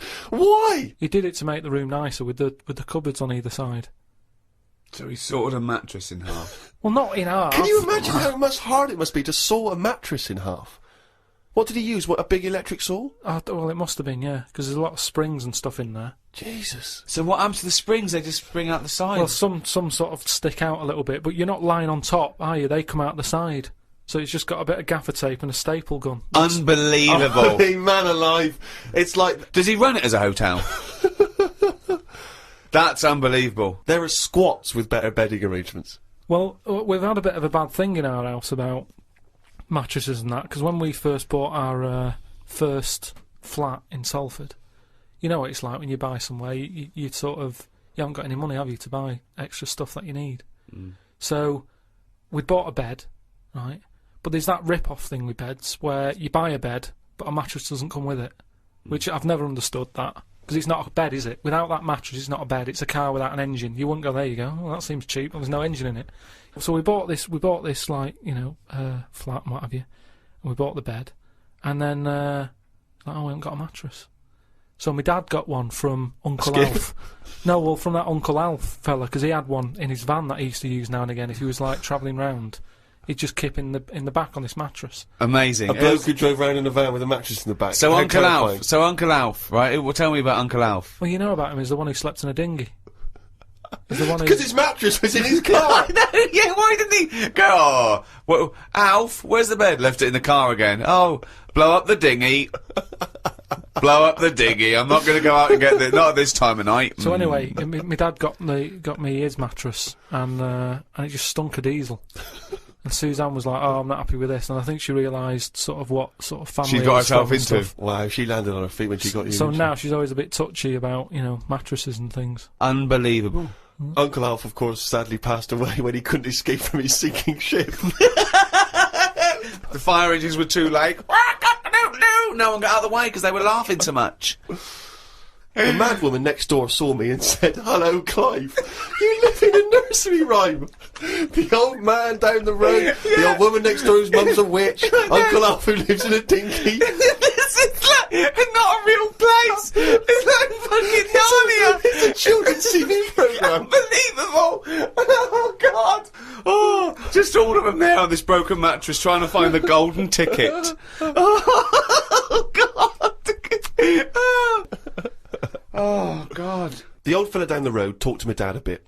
He kept bees in the back garden. Oh, for fuck's sake. Here comes the bee man. His Yorkie dog was knocking about when he was messing with them, and it ended up getting stung 150 times. Oh, little bastard. What is he doing? It's not dead, but it cost a lot to get all the stings out. I don't know why people keep dangerous pets and insects. The amount of gear he had to wear to play with them is barmy. I don't think he's playing with He's the not bees. playing with him, is he? Well, what is he doing then? Well, I don't know, but I think you should get the dog the same protection. Yeah, but that's just it, isn't it? It's like you can't mix your pets. If you've got a snake, you don't have a mouse. Do you know what I mean? They don't get on. And it's the same with them. Don't have bees. I can't imagine one bit of enjoyment. The only thing he does is the honey. And it's like, well, how much is that to buy? It's not worth messing about wearing a big white suit just to get some honey. There's a shop down the road. Bees are kept for a very good reason, aren't they? What? For honey. Yeah, no, but like I say, you can buy honey for next to nothing. Where do you think... What do you mean? But where does the honey come from that you buy? Yeah, from some proper bee farm. Let Yeah. them do it. All he's doing, he's not making loads of pots of honey. He's looking after himself. And the thing with honey is it doesn't go off either. No, it doesn't, no. So get 10 bees, Yeah. get the honey made, kick them out. but you eat the honey, that's the point. Yeah, I know, but It that's doesn't. honey. You can't eat it and then it's still there in the jar. It's not magical. Maybe in your world, No. yeah, Uncle Fred had that never-ending jar of honey. But how much honey do you eat? What I'm saying is, it's one of them things in it that you buy, and you can move into a new house, buy some honey, and when you leave that house, that honey's still in the cupboard. You don't eat that much of it. So get 10 bees, get your honey's worth. 10 bees! Imagine keeping 10 bees! Well, just get them to do the graft. If you've got loads of bees, they're not all pulling the weight, are they? Because they'll go, well, I'm not doing any, because I'll leave it to the others. Whereas if you've got 10 bees, you know that none of them are pulling the weight if there's no honey. That's what I'm saying. No, it's not a workhouse. Bees don't knock around saying, I got a bad back. Anyway, back to this reading from the Twits. The news covered a story about a fish that knocked about 400 million years ago. It was 33 feet long and had a jaw strong enough to eat a shark in one go. All the dangerous stuff seems to die out, and yet things that you think wouldn't stand a chance, like worms, are still here, yet they have no legs or eyes. I saw a future human in the news article the other month about the future woman. She had 3 breasts. They looked alright. Well, no, that's not. I can't see how that's going to ever evolve. No, well, they say about how about evolving and that. I read that there's going to be ugly people. People are starting to go ugly. Yeah, they're still going to have bilateral symmetry, I imagine. I don't know what that means, but Well, I'll tell you now, right? Well, They're talking about like people who are just like, you look at them and you go, oh, look at the state of that, right? And it'll get to a point when we're all so ugly that no one will have it away, and we're just going to die out. well, that's not true either. That's not true either. That is the biggest worry. Well, no, so... That's the world's biggest So worry, as we evolve and we change, our mindset doesn't change. We're still going, I wish we looked like they did a million years ago. I don't fancy anything. No, but look at look how things do change. But why are we all going to get uglier? I don't understand. It's just the air and stuff, isn't it? It's just The air or yeah, the just, hair? you know, the air that we breathe and stuff, and the food we eat. Everything's changing, and we're not going to look that healthy, and we're just all going to go ugly. You've only got to look at some stuff that's in the sea, and you think, look at the state of that. What's and that's that got to because do with the human evolution. But the stuff Because in the they've been sea is around still longer. propagating. Yeah, but they've been around longer than us. But it's still reproducing, so your theory falls down. But they're deep down, aren't they, in the dark, so they probably can't see what they're having it away with. If they were up on the outside, they'd have died out ages ago. Why? Because they wouldn't fancy the other stonefish or Yeah, because they're sea really slug. odd-looking. I can't remember the name. I think it was a viper or something. It was just a head. But Carl, A the fish reason... that's just a head. It was well ugly. Watched a programme about the twins this morning. It was filmed 16 years ago. They are mental. They did everything together, including the vacking up. Phone calls had to happen twice so they could both have the same chat, and they said the same stuff at the same time. Well weird. The bloke who I watched it with, I don't know who that is, just some homeless guys that you just invited into the No, flat? just someone I've been sort of working with. Sure, a mate of yours. He said he fantasised about having it away with a pair of twins. I don't see the point in this. If you're going to have two of something, I would prefer to have two different. Have two different women. If I had two cars, I wouldn't have the same one twice. Same rule with women. I don't even normally like buying the same pair of trainers twice in a row. No, if you're going to have something new, make a change. It's like that fella who was going out with a woman and then left her and went out with a twin sister. Not worth it. Not worth it! It's not worth the upheaval, is it? Because it's exactly the same model. I watched the final of I'm a Celebrity, Get Me Out of Here. It was between singer Jason Donovan, singer Mylene Klass, and singer Matt out of a boy band. I had my money on Donovan, but Matt won it. I think it was because of his last task. He ate a fisheye, some grubs, a big fat insect that they have on every year, a crocodile knob, and a kangaroo anus. I feel like we've come there, Rick, to where we entered. It was this time last year when we first started the podcast that we were talking about I'm a Celebrity, Get Me Out of Here, and you coined the famous phrase, I could eat a knob at night. Yeah. So it's full circle. It's just that the last series finished recently, and it was astounding that he ate a crocodile knob, he ate a crocodile eye, he chewed up and swallowed a kangaroo's anus, which to be honest, I didn't know was a food stuff. Could you eat any of that? If I had to eat any of them, it would have to be the anus. What, really? Yeah, more than the other stuff. I couldn't eat anything that's still alive. No. I 'cause, agree. I I think couldn't it's a eat bit- any of that. bit I don't know under what circumstances I'd have to go, right, that's it now, we're not going to survive, the ship isn't coming, there is nothing on this island I can eat, give me the crocodile's penis. So it wouldn't bother me. I could eat anything. I could do almost all of the challenges on that programme, but I couldn't cope in the camp. I couldn't cope with the lack of food and the uncomfortable bed. That's all that would do my head, and I'd drive people spare, whinging and complaining. I couldn't cope with any aspect of it except the physical challenges. I couldn't cope with sleeping with people snoring, the things crawling over you. I'm not so squeamish about that, like snakes and things. That's all right. But the eating is ridiculous. It's out of the question to eat a worm or a grub. It doesn't concern me. I don't know why. I don't see really what the difference in it. The texture's probably the same as lots of other things. What would hunger do to you, though, do you think? Would you think I would change? Do you think, if it really was a choice, if someone said, and I knew I would die if I didn't eat worms... I think you would, yes. I think you'd complain and you'd whinge for a while, and you'd try and put it off, and you'd hope a ship would turn up. But when it didn't, you'd start chowing down on a bit of crocodile anus. But then where's the rest of the crocodile? Well, yeah, that's a good Who's point. been eating that? How come I've got this? You know, you're meant to work together as a team in bad time, and yet I'm being handed an anus. Forget it. Woke up to the news about an elephant in India that had sore feet, so the locals have made it a big pair of slippers. Tried to look online for a picture, but I couldn't find anything. Sure they've made it 2 pairs of slippers. Well, I'm only going by the facts in the diary, Rick, and I would have thought that they were absolutely bona fide and fact-checked and completely Yeah. accurate. I'd be very Yeah. surprised if there's any mistakes in here. I'm sure they've done this for an elephant before. I thought elephants have bad memories. No, Well, no, but fair enough. I thought elephants have bad memories. If they have, I'm guessing it's going to keep forgetting where it's left them. I mean, just to get if it's a myth, the myth completely wrong. Yeah. Elephants never forget. That's the saying. Not they always forget, so you can buy them slippers every year. Carl says, I haven't had a pair of slippers for years. He thinks they're dying out. No, I love slippers. I love a pair of slippers, I love mate. a pair of slippers, mate. Just wear socks. Oh, Slidey on a no. slidey on a piece of lino. I know. And what about if you know, maybe opening a brand new box of thumbtacks? You drop them all over the floor. You're trying to pick them up. Rick, I've got to pop across the road to get some milk, but it's right opposite. I'm surely not going to go in my socks, though, am I? But I don't want to put on the shoes. It's mad. No. Pop some slippers on. Well, perfect. Yeah. Yeah. But you shouldn't go out in your slippers, Why not? Just across the street, mate, to get some milk. because they're inside shoes. You don't go roaming about on tarmac in slippers. That's basic.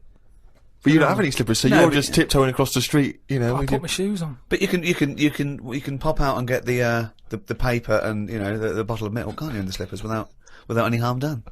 No. Huh. Apparently not. That'll make it into the diary. Tried to have a shower, but there was no water.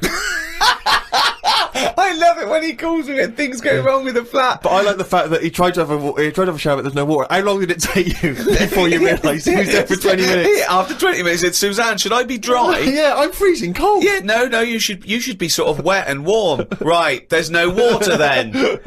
Brilliant. I called the service charge people, but no one was about. Looked outside, but couldn't see any work going on. Great, innit? In India, they can sort out elephants with shoes. In London, we have no water. Hung about for a bit, but still no sign of any water. Brushed my teeth just using the paste, and used the little bit that was in the kettle to have a wash. I was pretty chuffed that I thought of using that. Suzanne was a bit annoyed because she wanted a cup of tea. She said, go across the road and buy a big bottle of water. Not in your socks. Pop some slippers on. Go across the road and buy a big bottle of water, she said. I never thought of that. You had a wash using the water That's in the bottom of the kettle? Yeah, well, that's clean, isn't it? But how much? There's only a little drop in there. No, it's a big kettle. So what, did you just wash your face? Yeah. So you didn't wash your body or anything? Your genitals Well, were you couldn't, could filthy. you? You've got to look at what you can do with the water available. People in Africa and that short of water aren't wasting it, saying, oh, my feet are a bit dirty. They drink it. What do you mean? Had a look online to see what's been going on. Scientists say that Everest, brackets, the mountain, just in case you've confused that with any other Everests. Maybe the double glazing people. Yeah. You say that scientists say that Everest has grown a bit. The way they were talking about it, you'd have thought it's grown loads. It's only inches. No, isn't that... They found out that it's actually a couple of inches taller than they first thought because their methods of measuring are more accurate than they were 20 years ago. So it's bigger than they thought it was. It hasn't grown. No, I just think what's happened is at the bottom, because of like people are always climbing up it, aren't they? Right? Yeah. So they're sort of wearing away the Don't soil at the talk bottom. rubbish. So they've it's always also, pushed it down. It's It's also just measured against sea level. It's not measured about when you get... Otherwise they'd just dig a big hole, wouldn't they, and go, right, it's down to here. If the no, but peak does it, is measured at the end against of the day, sea though, level. does it matter at the end of the day? No, but it's just nice to know, isn't it? Yeah, but that's what I'm saying is we don't need to know that. It's not going to put anyone off. Like Brian Blessed, who's always climbing up there for fun. He's not going to go, oh, I could handle it last year, but 2 more inches. Forget that. Going to be shattered. So don't worry about it. It doesn't matter how big it is. Something else, though, that's happened since, right? They were climbing up there, and someone got near the top, and they were sort of climbing up like that, holding the cliff edge and that. And they'd forgotten the flag. Had to go back. No, their hand hit the bit of rock, and it went like, ding. Like, what's that? It went, ding, ding. Put another hand up, ding, ding. Piano under there. They don't know how it's got there. Right, you're talking shit again. Someone's been tipping.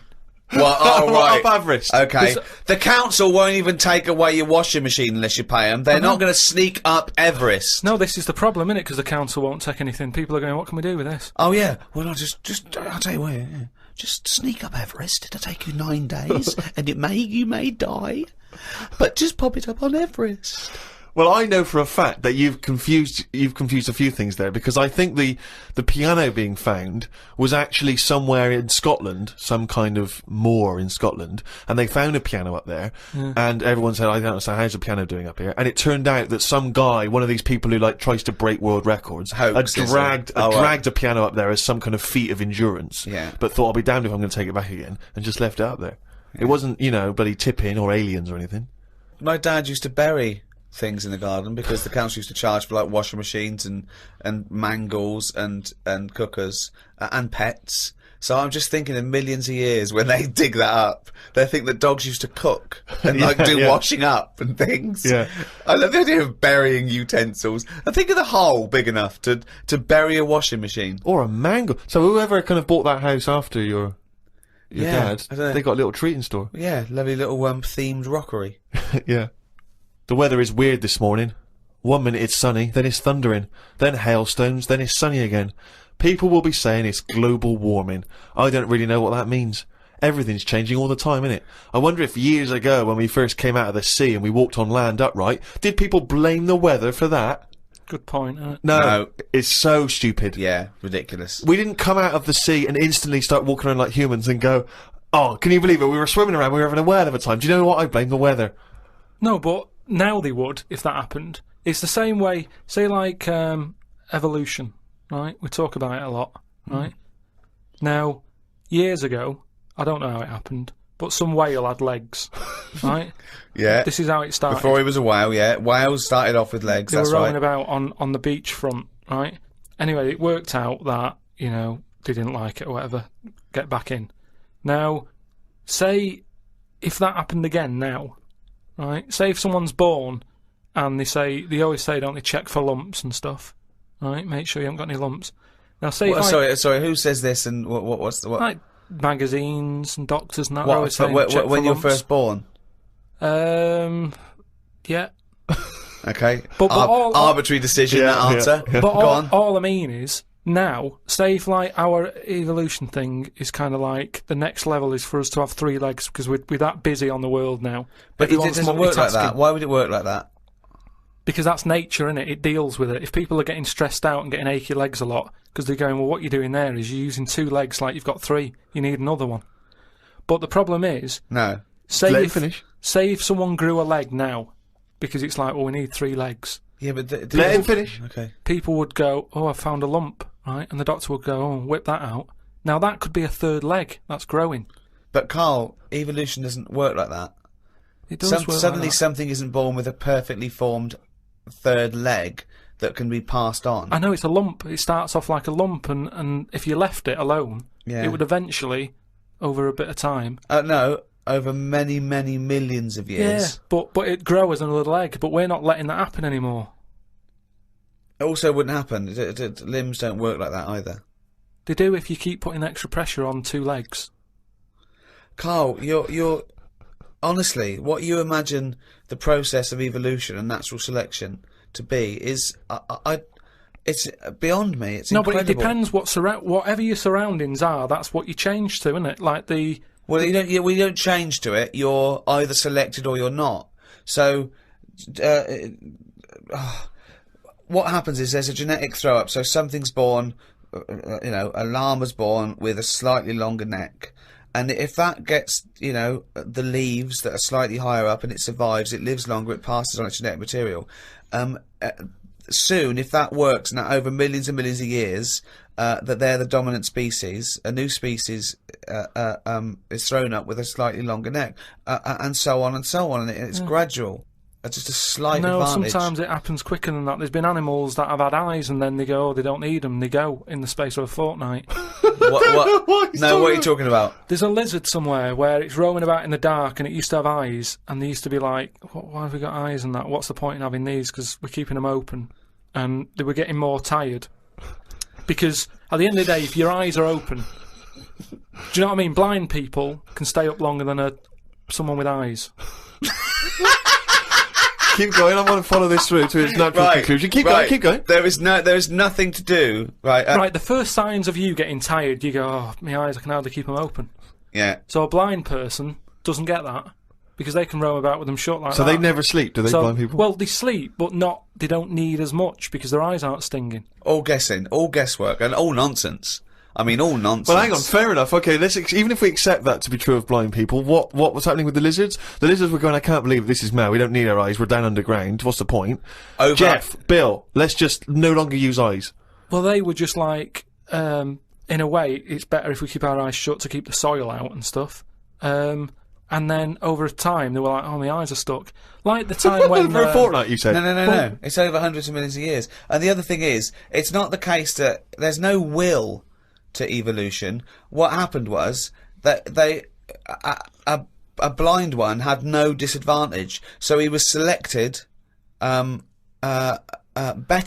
than one with eyes that maybe would find it irritating or getting in the way.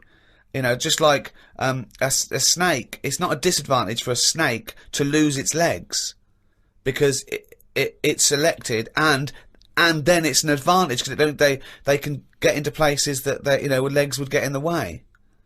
Like I've said before, right?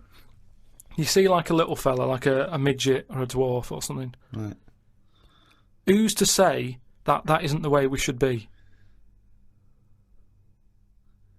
Do you mean, how do we know that... Well, everybody looks at them and goes, oh, look, there's a little fella. But really, it doesn't matter. If we were all like that, the world would be a better place because it's bigger, so there's more to see. Whereas for us, we're getting bigger all the time. The world isn't growing, so there's less to see for us. So for a midget, the world is brilliant. So I'd say it'd be good if we do go backwards as opposed to forwards. Instead of us getting bigger all the time. Do you want a cup of tea? No, I'm not sure, mate. I'll leave you to it. Do you know what I mean, though? We haven't got any. We've only got instant coffee as well. No, Yeah, I might pop out for something. But what I mean is, they always say I'll make it. the body's. No, thanks, mate. But Tell me when he's finished. I'm just saying the body's getting bigger, and instead of going forward, no sugar for me, thanks. Do you want milk though? Yeah, milk. forget it. Some scientists have come up with a cure for bird flu. It's somewhat to do with some stuff in horses. They gave the flu to a mouse and then injected it and it's well again. I think we should stop coming up with cures for things as the germs are just getting stronger and stronger. I reckon by 2020, germs will be so big that we will be able to see them in the air. They will no longer be little particles. You wouldn't swallow one. If you did, it won't be the germ that will kill you. You'll just choke to death. I think that's how we'll die in the future. Choking on enormous giant On germs. And they'll be like rampaging around the cities, will they? I'll tell you what though, right? Now, I'm getting worried now because the stuff he believes and thinks of, I mean, it could be mental. Do you know what I mean though? Like a proper paranoid sort of, one of those people that soon going to live in a loft covered in tinfoil. Yeah. Right? And pages of the Bible all the way around the, and Suzanne's having to put on some sort of spacesuit to come in and give him his beans on toast. Yeah. And he's going to have to polish each bean. That's what scientists do, isn't it? They just sort of think ahead of everyone else. That's what I'm doing. And the weird thing is, right, Steve, sometime last week, there was a science piece which was close to what I'd already said. Yeah. That they've got some germs that like eating sugar, right? They stick them in a lunchbox with a chocolate bar. Within an hour, it was gone. Right, and they say now these germs love chocolate and stuff. Did this scientist leave it near this fat scientist that works in the same laboratory? And he went, it's unbelievable. He said, Ted, he went, what? Right, I put the chocolate bar in here with the germ. I came, it's gone. That's amazing. Wow, that's brilliant, that. Do it again. What? Do it again. Leave another one, see if it happens again. So in the future, you're running around and germs are... eating chocolate. That's not science, that's Pac-Man. Went to bed and chatted about food to Suzanne. I said it would be best if our bodies could be run on something like coal. That way you wouldn't get fat, people, because you wouldn't be eating for enjoyment. You'd just be eating to give you energy. Suzanne said, why do you always take the nice things out of life? Because sometimes to think about the future, it's not going to be all good, is it? Look at the way we have to do things now that we sort of go, oh, I'm sick of this. But they do it for your own good. But you try and change the laws of the universe. Based on arbitrary whims. No, but we're always eating stuff. That's one of the things we do now, isn't it? As soon as we find a new creature like that frog that's been hidden away for like millions of years, you get someone who go, I wonder if we can eat that. Do you know what I mean? It's everything that's walking on the world. They sort of see what powers it's got. What powers it's got? No, like if it can jump far. Is it poisonous? Can you get anything out of it to save people? And then can we eat it? They're the 3 things that they do with a new frog. Any creature. So what are they? Can it jump fast? Yeah. Is it poisonous? Poison in it that you can use to get rid of illnesses? Yeah. Can you eat it? That's the first 3 questions anyone asks. It seems to be the way, because you look at menus and that, how they're getting bigger and bigger now, and that's only because we're finding more and more species of stuff. Is it? Yeah. Yeah, if you look at some stuff on a menu, that octopus you eat, at some point that would have gone through the list of, right, what does it do? What's it got in it? What does that ink do? What does it taste like? Can it jump? Can it, whatever, well, they've done tests on it, haven't they, when we said about it being getting in a jam jar or something. Yeah. So it's all part of it. Everything's been tested. Everything. But I think what the thrill is that the first you hear of a newfangled food, do you think that in ancient civilization they didn't do this? They didn't try an oyster or spear a fish or because there wasn't that much other stuff knocking about at that time. Right. We've got loads of stuff, so why are we messing about with some new frog? It's all like people just like showing off, don't they? Leave the frogs, let them get busy and have loads of them. Eat the chickens. When we run out of them, move on to the frog or whatever. But why have all this on the go? Do you know what I mean? It just makes it. I hate going out for a meal now because it's like, what are you having? Oh, I'm sick of it. Look at it all. And then you're forced into people going, oh, have you had the new frog? No, I don't want it. I'm happy with chicken. That's what I mean. Yeah. Unbelievable. Have you ever been out, Rick, and someone's been trying to force frog on you? Never. I've never been forced frog in my life. Although I did go for a meal once with Karl. We went there and he had the Orient hors d'oeuvres. I recommended, right? And he was trying to get this little oyster, right, off the shell, right, and he was getting it stuck to its house, right, and I looked round and his eyes were watering and he was choking and he was drinking water. I said, what? And he said, I ate that. And it was a big blob of wasabi, right? And I said, why'd you put it all in at once? He went, he said, I thought it was a mushy pea. Why would they put one mushy pea? Was it hardcore, the wasabi? It felt like my head was caving in. That was just Ricky squeezing it, wasn't it? Between courses. Trouble with that though is, hot food, why you get addicted to really hot food, is the pain is actually it's killing taste buds, and then endorphins are released in the brain, like, a morphine derivative to sort of go, it's alright, calm the pain. So you actually get addicted to that sort of, what but happens. Why would you want to kill your taste buds? But new ones come back? Well, yeah, I think I think you straight away? Well, I don't know how long it takes. I don't know, I'm not sure. No, it's just, is that the chef sort of going, I'm serving some right rubbish tonight, give him some of that kusabi. Kusabi! Oh, God, and Tonto! Oh, God. Back to the diary. At lunchtime, I went to a local cafe and had an omelette. An old woman, who was about 70-ish, was in there eating pizza. It didn't look right. No. I know what you mean there, actually. Old people eating pizza seems a bit weird. What about an old Italian lady eating pizza? Would that be alright? No, I'd expect her to have lasagna.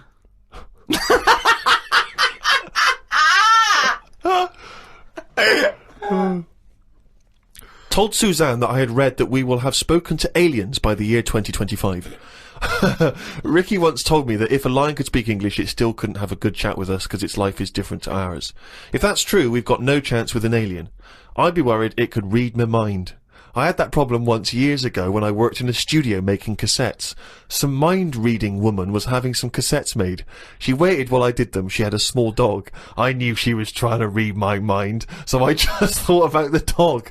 I thought that would confuse her, because she wouldn't understand why I was thinking about her dog. There's so many elements in this. There's a woman who can read. She used to... Read that again. Read that again. Okay, we're going to have an instant replay now. Any psychologist listening, or psychiatrists, or just, well, anyone really, listen to this, what Karl's put in his diary. Okay, Steve, away you go. I'd be worried that an alien could read my mind. I had that problem once years ago, when I worked in a studio making cassettes. Some mind-reading woman was having some cassettes made. She waited while I did them. She had a small dog. I knew she was trying to read my mind, so I just thought about the dog.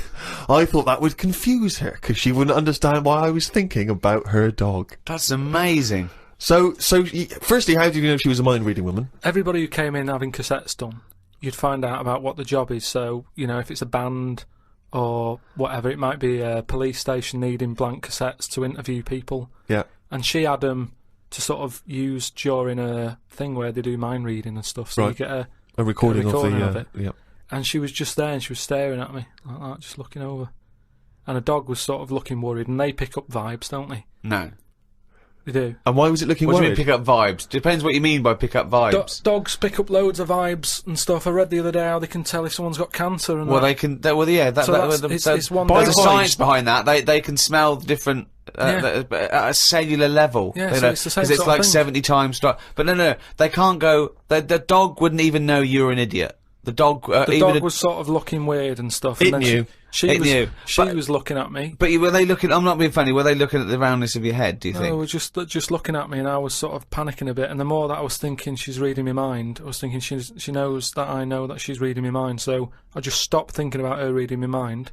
Thought about the dog. What were you thinking about the dog? Just running about on a beach. He remembers what he was thinking. No, just so she thought, oh, hang on a minute, it's not his mind, it's the dog's mind I'm picking up. Oh, so you thought she'd go, oh no, I'm getting it all taken up. I've got a cross line here. But why were you worried that she was reading your mind? Because you weren't thinking of anything unsavory. Don't. Oh, please. No, I'm just trying to get in his mind. It doesn't work. Carl. No one can his- read your mind. No, but wait, what I mean is, even if, let's assume that you thought she could read your mind, why did you think that there was anything wrong with finding out what you were thinking? Because she'd have known that you knew that she could read minds, so if she read your mind and all you were thinking was she can read my mind, she'd think, what? Of course, if she really could read your mind, she's Yeah, going, there's Carl there trying to make me think that it's the dog. I know he's thinking of the dog. No, but when you sort of try and think of normal things, you think of mental things, don't you? So I was like... Oh, hold on, let's let that Go on. No, I just mean, like, you're going, oh, God, I best not watch what I'm thinking then. What were you thinking? Tell me some of the mental No, there things was you might loads of think. things that was in there. Like, there was an old woman who used to annoy me in there, who used to give me socks all the time. And Socks? socks. She used to always make loads of socks, and she'd be bringing them in. And no matter what I did, no matter how much I sort of said, look, I'm sick of your socks, she kept bringing them in all the time. And they had, like, pictures on and that. I didn't want socks with pictures on. So I might have been sort of stood there going, oh, there she is with the socks, I'm sick of her. Now, if she can sense that, she'll go over to her and go, watch him, stop doesn't bringing like him socks, socks, yeah. or whatever. No one can read minds. No one can contact the dead. Say like me, right? If I sometimes come in the room and that, and I'm fed up, you go, oh, Carl's fed up. I haven't even said anything. So it's just that. That's because you look like a miserable bastard. Yeah, and we know what that means. We're human and we understand facial So movements. it's a bit like and moves. that. It's a bit like that. It's a level down from No, that. no. She should be able to read your mind if you're locked in a safe and she doesn't know who you are and she doesn't know whether there's someone in there. No, that's what the double-blind test That is. would never work, would it? Because that means she'd never get arrest. That's like So you're making up the rules. You're making up the rules. Oh no, the thing is, that's what these people do. Go, oh no, I have to hold your hand. Oh, you have to write it down. Well, why? Why do you? It's the same as these mediums that contact the dead. They go, oh, I'm getting someone. Just ask him who he is. Just give us his full name and address. It's ridiculous. I know the fact that these dead people give him cryptic clues. Ask him about the toaster. What's your name? What's your name? Can't say my name. Might be an uncle. Just give me your fucking name. Back to Carl's diary, Friday the 31st. I read that some fella had been having an affair. His wife found out, so when he was asleep, she superglued his knob to his stomach, one of his bollocks to his leg, and glued his arse cheeks together, then chucked him out. If Suzanne did that, I would definitely not get back with her. Saying that, I would have woke up if someone was putting superglue on me arse. I'm quite a light sleeper. Is that what she did, is it? Yeah, that's why I'm a bit cautious about wearing earbuds every night. The plunge things. Earbuds, right? So plunge that's so that's not called, right? Plunge things. He's like, he makes up words. They taught a chimp to talk, and the chimp had a better grasp of language after about a few years than Carl. Unbelievable. Yeah, that's why I won't wear buds and plunge things. I phoned him up the other day. He went, oh, just tried out those new earplugs that mould to your ear. You can't hear a thing except your own voice. And I went, oh, right, they're good, aren't they? He went, yeah. He said, it's weird hearing your own voice, isn't it? Because you're hearing it as other people hear it. I went, no, you're not. He went, you are. He said, you don't usually hear your own voice, because usually when you talk, you're talking over it. Woke up at 9:55 a.m. Soon as I woke up, I looked at Suzanne and she looked at me. I said, did I tell you about... I just think of him opening his eyes and looking at him. Okay, alright. Okay, so he opens his eyes, he looks at Suzanne, she looks at him. What question, Rick, do you think he immediately asks his girlfriend? Go on. What question do you think? Have a quick guess. Am I dreaming? I woke up, I said to my girlfriend, did I tell you about... I woke up, I looked at Suzanne, she looked at me. I said, did I tell you about the immune system?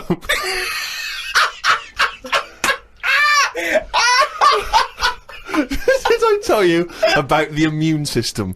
Suzanne started laughing. I said, it's amazing. She said, not now. Oh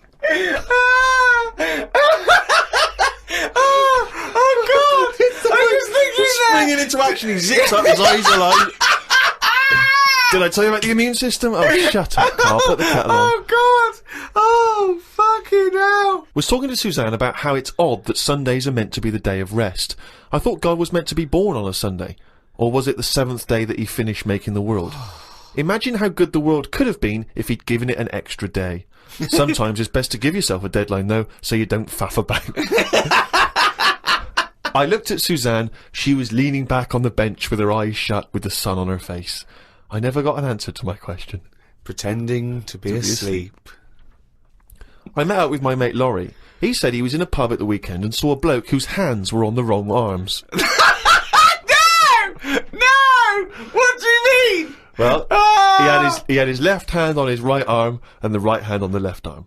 I don't think this would be a problem if he's been like that from an early age. When I was in Ripley's, in LA, I saw a bloke whose head was on back to front. That's more annoying, innit, than your hands. Innit? Now then, would you walk, how would you walk? Would you be walking backwards, Carl, so that you could walk, so you're basically walking forwards? I reckon I'd walk sideways so nobody would sort of tell the difference. It just looked like... Oh, God! He solved it again! He's thought it through. Oh. Got home and read my magazine. There was a story about a baby that was born that looked like a frog. What magazine's this? That made the news. That was in a proper newspaper in the end. The story used the description to describe it. There was a picture. I think it was a fairly decent description. It didn't really have a neck or top half of its head. It would look alright if it always wore a scarf and a hat. The world would be a more interesting place if there were loads of different types of humans like there are creatures. Then some people would be good at certain jobs. Spider people, ant people, builders, cockroach people, dustbin men. Good idea, isn't it? I mean, Cockroach men, spider men, what are you talking about? I haven't had a normal conversation with you for a year. No. It's getting worse, I think. I think it's because you've left and you've got too much time on your hands and you live in your head for sort of like maybe 8 hours a day, and then you offload when someone calls you, or when you call me, or Suzanne gets the brunt of it. But I mean, I don't know. I really would like to, and the nicest. I still think he's brilliant, right? But I would like to get a little psychiatrist in, just to. Would you mind seeing a psychiatrist? But it's just there's nothing wrong. These are all ideas, aren't they? You look at some insects, right? Yeah. They don't have machinery, yet they're getting by, aren't they? They have their lives like we do. They get up, they wander about, they collect food, they tidy up, they fix stuff, they make their own house. We can't do any of that. So what I'm saying is, why aren't we using them? Why are these cockroaches with all these powers and stuff going about? It's all these powers. But how could we use them? How could we harness them? I just told you, dustbin men. Or whatever that. But no, what you do mean? said if they were also men, if they were cockroach men, we could use them. You've left a big bit out, but when that 1-inch cockroach becomes a 6-foot bloke wearing a jacket. It's just that we always use insects for like a bit of fun. You see flea circuses and all that, which is all very well, but I don't think it's getting the most out of them. Cockroaches can live without a head. I know. Could they still sort out the rubbish if they've got no heads? They could, couldn't they? Except if they were, because you know you want to use them as builders and dustmen, they couldn't whistle at pretty girls, could they? No, but they wouldn't be doing that job. They're just doing the bins. Okay. It's ants that are doing the building. Okay, I'm sorry. And are they getting up early? Are they They disturbing don't you? sleep, do they? But then they get you up even earlier. You hate it when builders get you up at 7, then go to breakfast. Yeah, but it wouldn't go on as long, would it? Because the ants would be working hard. So it'd probably be one day of madness, but then it'd be finished. As opposed to builders just stood about whistling, doing nothing, going on for months. And is this ant 6 foot? No. About 3. 3 foot. So how many of them are there? About 30 of them. And what do they look like? Are they just a giant ant with a... Add that on. Just get on with it. I mean, it'd be weird for a bit, but with anything, you get used to seeing But things, Carl, don't you? again, this isn't an idea. It isn't a theory. You can't put this into practice because it doesn't exist. I know, I'm just saying. It's though, like, I mean, you wishing for ant builders is the same as you wishing that you didn't have to do any building and your house was just perfect, or you could just wish for it. What's the difference? Why go through this elaborate? But what I'm saying Weird, is isn't that it? your wish is you're not taking shortcuts. You see, it's the same people who goes, "Oh, I wish I could go back in time and put £1,000 on the Grand National." What you mean is you wish you had £1 million. Yeah. So don't worry about the time travel bit and put in do you wish you were rich? Yeah. It's like, so you wish you didn't have to have builders round. That's what you're wishing for. So this elaborate thing of getting a 3-foot ant with a hard hat. Today I got an innovations catalogue. I thought I'd keep it because I like the stuff they sell in it. Brackets, one big slipper. What's that? One big slipper. just if you don't go out much. But you don't like slippers. No, I know, but I think they're a good idea because they're just there to keep your feet warm. But why one big? Why not two smaller ones? So you can walk around. Yeah, one big slipper's just making it painful. It's and more sort of awkward. roomy, isn't it? Why do you think comfort. that's a good invention? One big slipper. How is that better than two smaller slippers? Because the problem is with slippers, right? You've already said how you nip across the road in them, right? So you muck them up and you have to buy some more. There's no way you'll be nipping to the shops in that one big one. That will always stay where it should be, by the sofa next to the telly. And you go, right, I'm in for the night now, where's my slipper? But couldn't I just put my feet inside a cushion cover or something? What? If you want, but it's only cheap, why not get one? You're right. They're only cheap. Why not get one? But then, Carl, why not get one big glove? If you're not going out, right, just get one big glove. You don't have to do anything, just one big glove. Pop your hands in one big glove. I'm not going out. Gloves, you have to go out and touch stuff. Just one big glove. Why? Well, yeah, why bother putting trousers on? You've got to put legs in both. Why not just wear a skirt? Yeah, well, pop a skirt on, yeah. Just put on a lady's skirt or a lady's dress. It's one piece, isn't it, then? Yeah. Just pop around in One a big lady's monocle, don't wear glasses, wear one big monocle. Yeah. I mean, it's stupid having two gloves, two gloves, two slippers is mental. Anyway, I had a good sleep last night. So much so that I woke up before my legs did. I don't know what that means! This has happened before when I was younger. We used to have a phone in the bathroom so that if anyone called and we were on the toilet, you'd still be able to be available. My bedroom was next to the bathroom and the phone rang one morning. My mum and dad were at work and my brother and sister were out somewhere and the phone woke me up. So I jumped out of bed to answer it, but the bottom half of my body was still asleep and I fell to the floor. It's horrible. Has that ever happened to you? Well, hang on. I had to crawl for a bit and reached for the phone. It was a fella selling some bread to my dad for the shop. By the end of the call, my legs were working again. It's a weird sensation. What shop? My mum and dad used to have a butty shop. So Did they? But the thing is, just on the floor, top half, I had to sort of crawl, carrying my weight, and my legs were just like they weren't there.